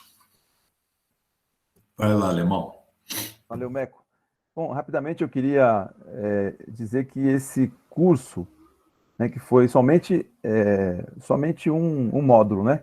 Módulo Administração e Prestação de Contas. Eu falei isso na primeira aula, mas reiterar agora que o nosso propósito é, nos próximos cursos, também fazer um primeiro módulo que envolva aí aspectos teóricos, também políticos, né, da gestão partidária, fazendo uma relação com a aula de partido, né, com as aulas do núcleo de partido da Escola Nacional João Amazonas,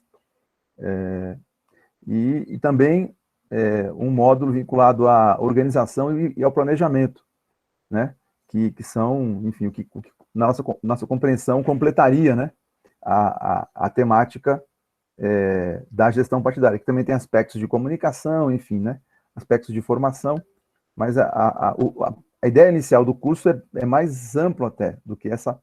Mas como, enfim, a gente já está com o 15º Congresso do Partido convocado, né? A gente sabia que ele ia ser convocado nesse ínterim, nesse meio tempo, e a gente, desculpa, a gente não tinha como fazer esse curso completo.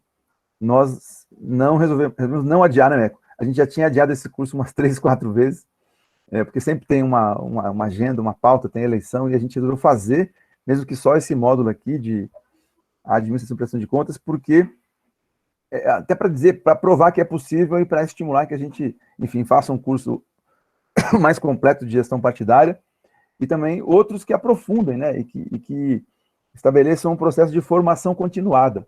Que a ideia é essa, é que a gente tenha uma formação continuada, né?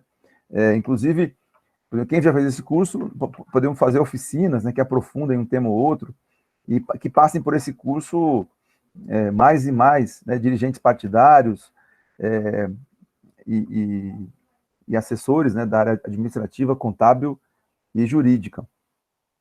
Então, a nossa ideia é que esse seja o primeiro, né? Esse foi um curso, alguém colocou aí com razão que vai ficar na história, porque eu não sei se teve outro curso desse caráter, mas desde que eu estou no partido, esse é o primeiro curso, né, de administração e prestação de contas, que a gente faz assim, nacional. Pode ter tido alguma iniciativa, talvez em algum estado, em algum município, em alguma base do partido, mas nacionalmente é o primeiro curso que a gente faz. E assim, e era uma demanda dos dirigentes partidários, dos estados, dos municípios, era uma demanda das assessorias, né, que nos cobravam esse curso, em especial o pessoal da Bahia, né, que inclusive respondeu bem, inscreveu mais de 20 pessoas, E a gente teve, Guilherme, aqui nosso amigo Guilherme Stume, que ajudou aqui a habilitar nosso curso, a gente teve 5 dias de inscrição e se inscreveram 170 pessoas, né? E participaram em média 110, com 5 dias de inscrição. Se a gente fizer um curso mais abrangente, né, como é a nossa ideia, e uma inscrição, sei lá, de 20 dias, um mês, a gente vai ter, enfim, sala cheia aqui, né? E talvez tenha até que, pode nem caber aqui no Google Meet, que aqui eu acho que o limite não sei se é 250, enfim. Mas eu só, enfim, eu não sei nem se isso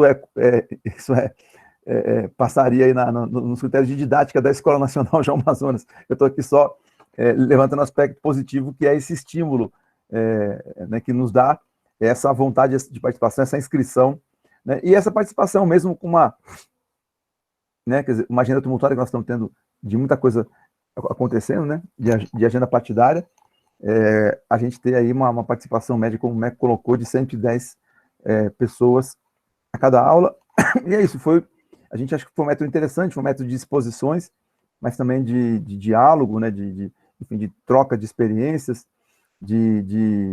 foi um curso participativo, quer dizer, não foi monótono, foi dinâmico. A gente pode aperfeiçoar, essa é uma primeira experiência, esse é um ensaio geral, e a gente quer melhorar. Então, a gente também conta com ideias, com sugestões de vocês, né? E eu queria, então, é isso, acho que o curso, fazer uma breve avaliação, foi um curso já exitoso, claro que teve seus problemas, foi primeira experiência, a gente espera corrigir os problemas e fazer cada vez melhor, e fazer um curso periódico, né? Tanto um curso desse, para quem ainda não fez, mas também com quem já fez, fazer um trabalho de desdobrar, né, em oficinas, em outros cursos.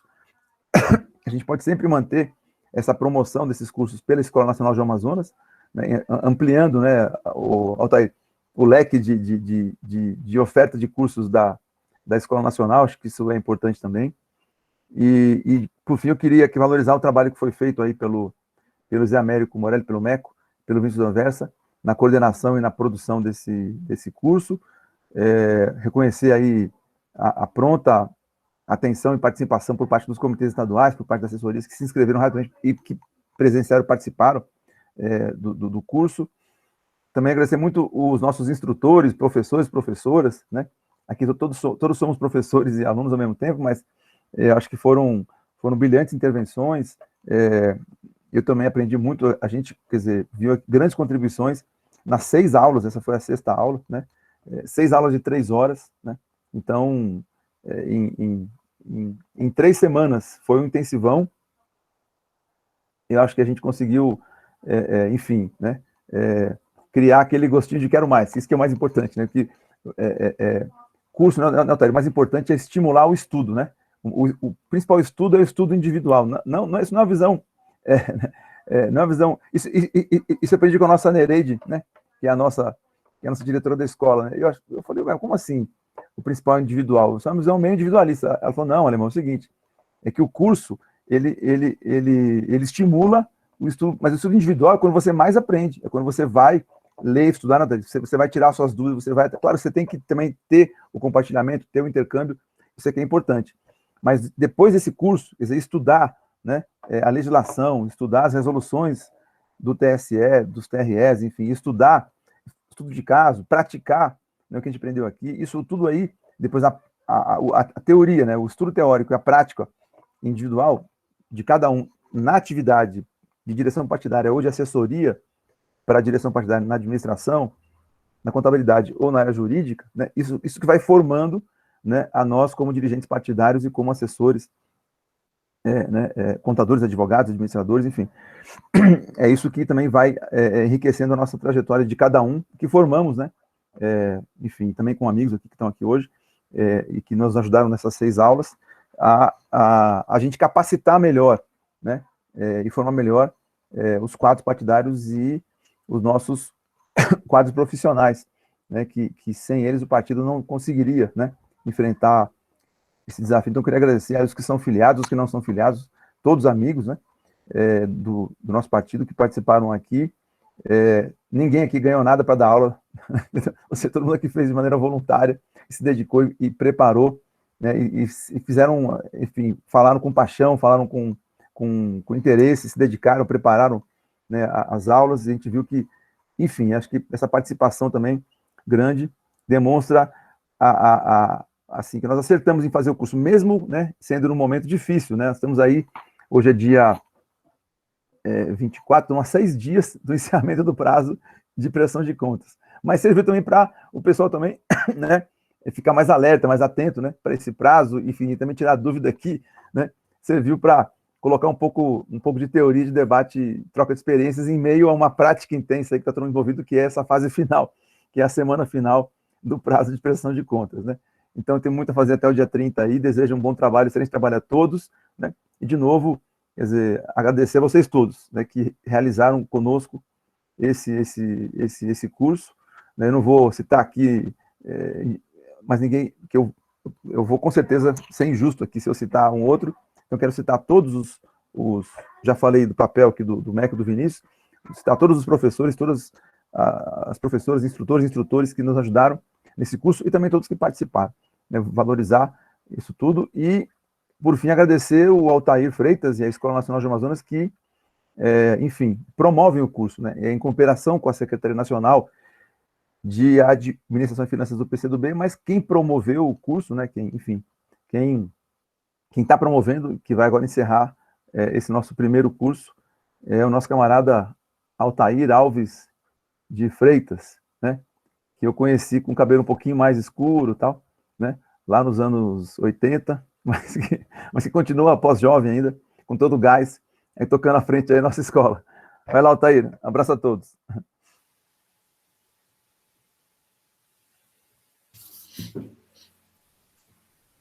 Altair, com a palavra para fazer o encerramento formal do curso. Bom, camaradas, assim, uma satisfação enorme, né, ter a Escola Nacional ter feito essa parceria com a Secretaria de Administração e Finanças, capitaneada pelo nosso querido Ricardo Abreu Alemão. Isso é um esforço militante do partido, né? Quando a gente fala em militância, muitas vezes na nossa cabeça, militante é aquele companheiro, aquela companheira que vai ali, carrega a bandeira, faz panfletagem, está na porta da empresa, está em tudo.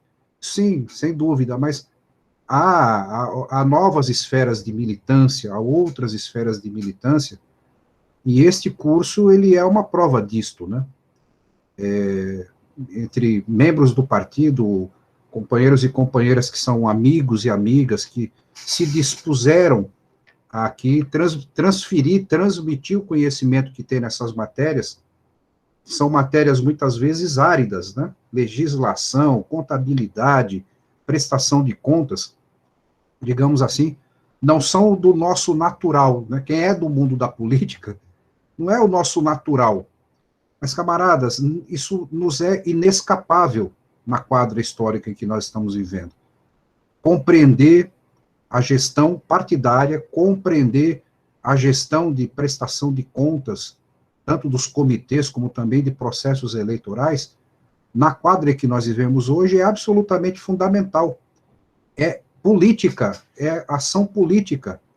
Gerir bem o partido, garantir a lisura das nossas contas, garantir que o nosso partido não seja prejudicado por falta de conhecimento, por falta de capacidade técnica, é política, né? Ou seja, tudo que nós não precisamos na quadra que nós estamos é que o nosso partido seja ainda mais prejudicado do que ele já é pelas injunções que a classe dominante impõe para a luta do povo brasileiro, e para o conjunto de limitações que as novas legislações vão colocando para o funcionamento dos partidos, para o exercício da disputa política, para o exercício das disputas eleitorais.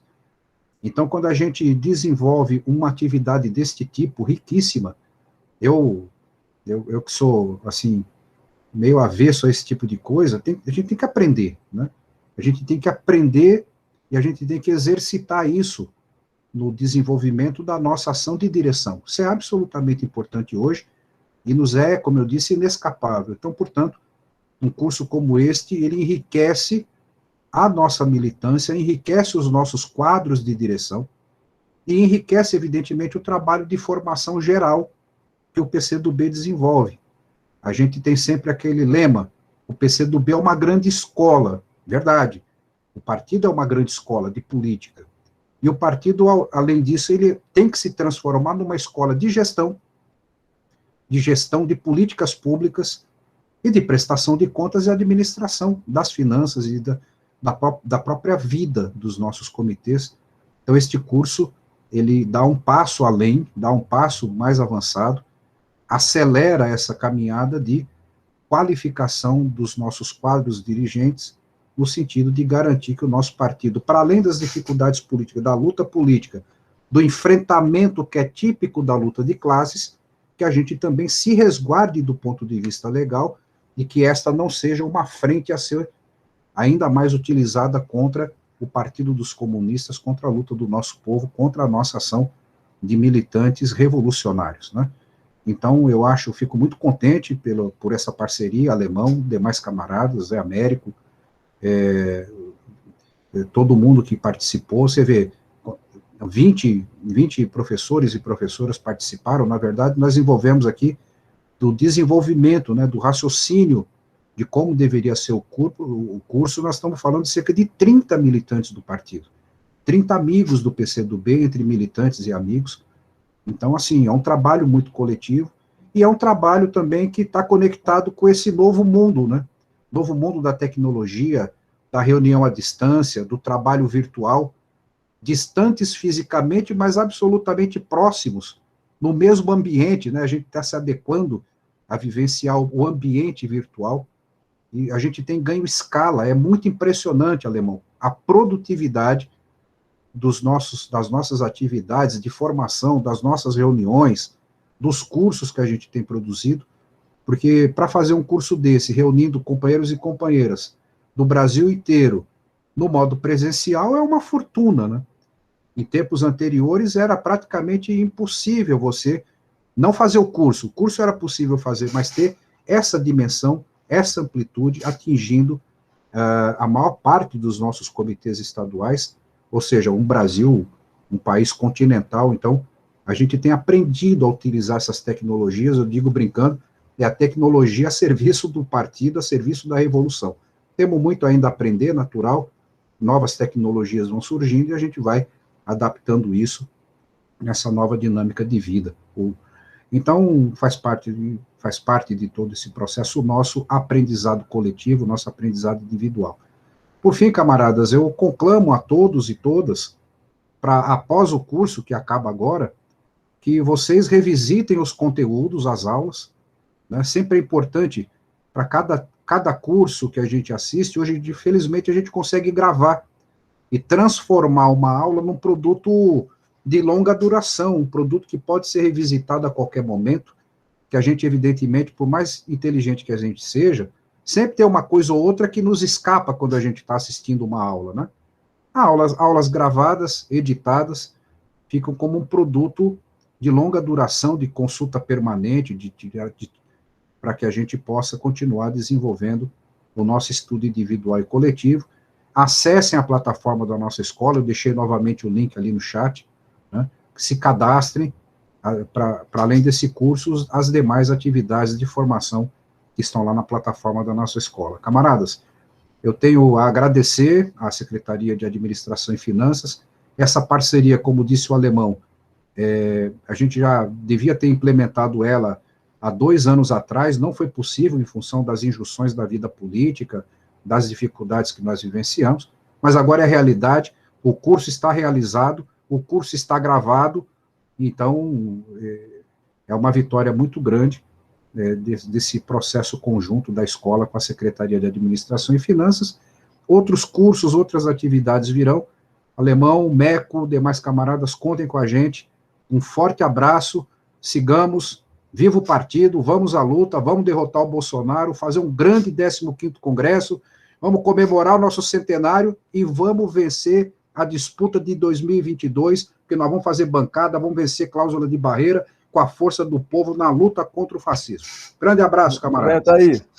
É isso aí. Vamos abrir aqui o som para bater palma aqui para o nosso curso, gente. Também. Alguém tinha que chamar a 2, 3, 4, 5, Comunista do Brasil. Valeu, gente. Obrigada. Vamos pro forró, bota a máscara no Grande forró. abraço, primo. Muito bom. Abraço, gente. Feliz São João, feliz São João para todo mundo aí. Tchau, gente. Obrigada, camaradas. Bom curso. Boa prestação de contas para todos. Valeu. Parabéns, mestre. Grande curso, viu? Obrigado, Eli. Boa noite, Valeu. Quero ir pro outro. Valeu, maravilhoso. Vandilson, gigante. Muito bom. Parabéns aí. Parabéns, Vandilson. Abraço a todos. Um grande abraço.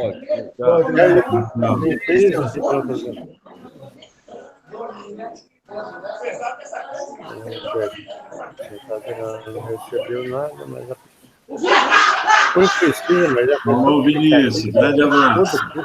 Ô, Meco, abraço. Parabéns. Alguma coisa que eu queria aprender?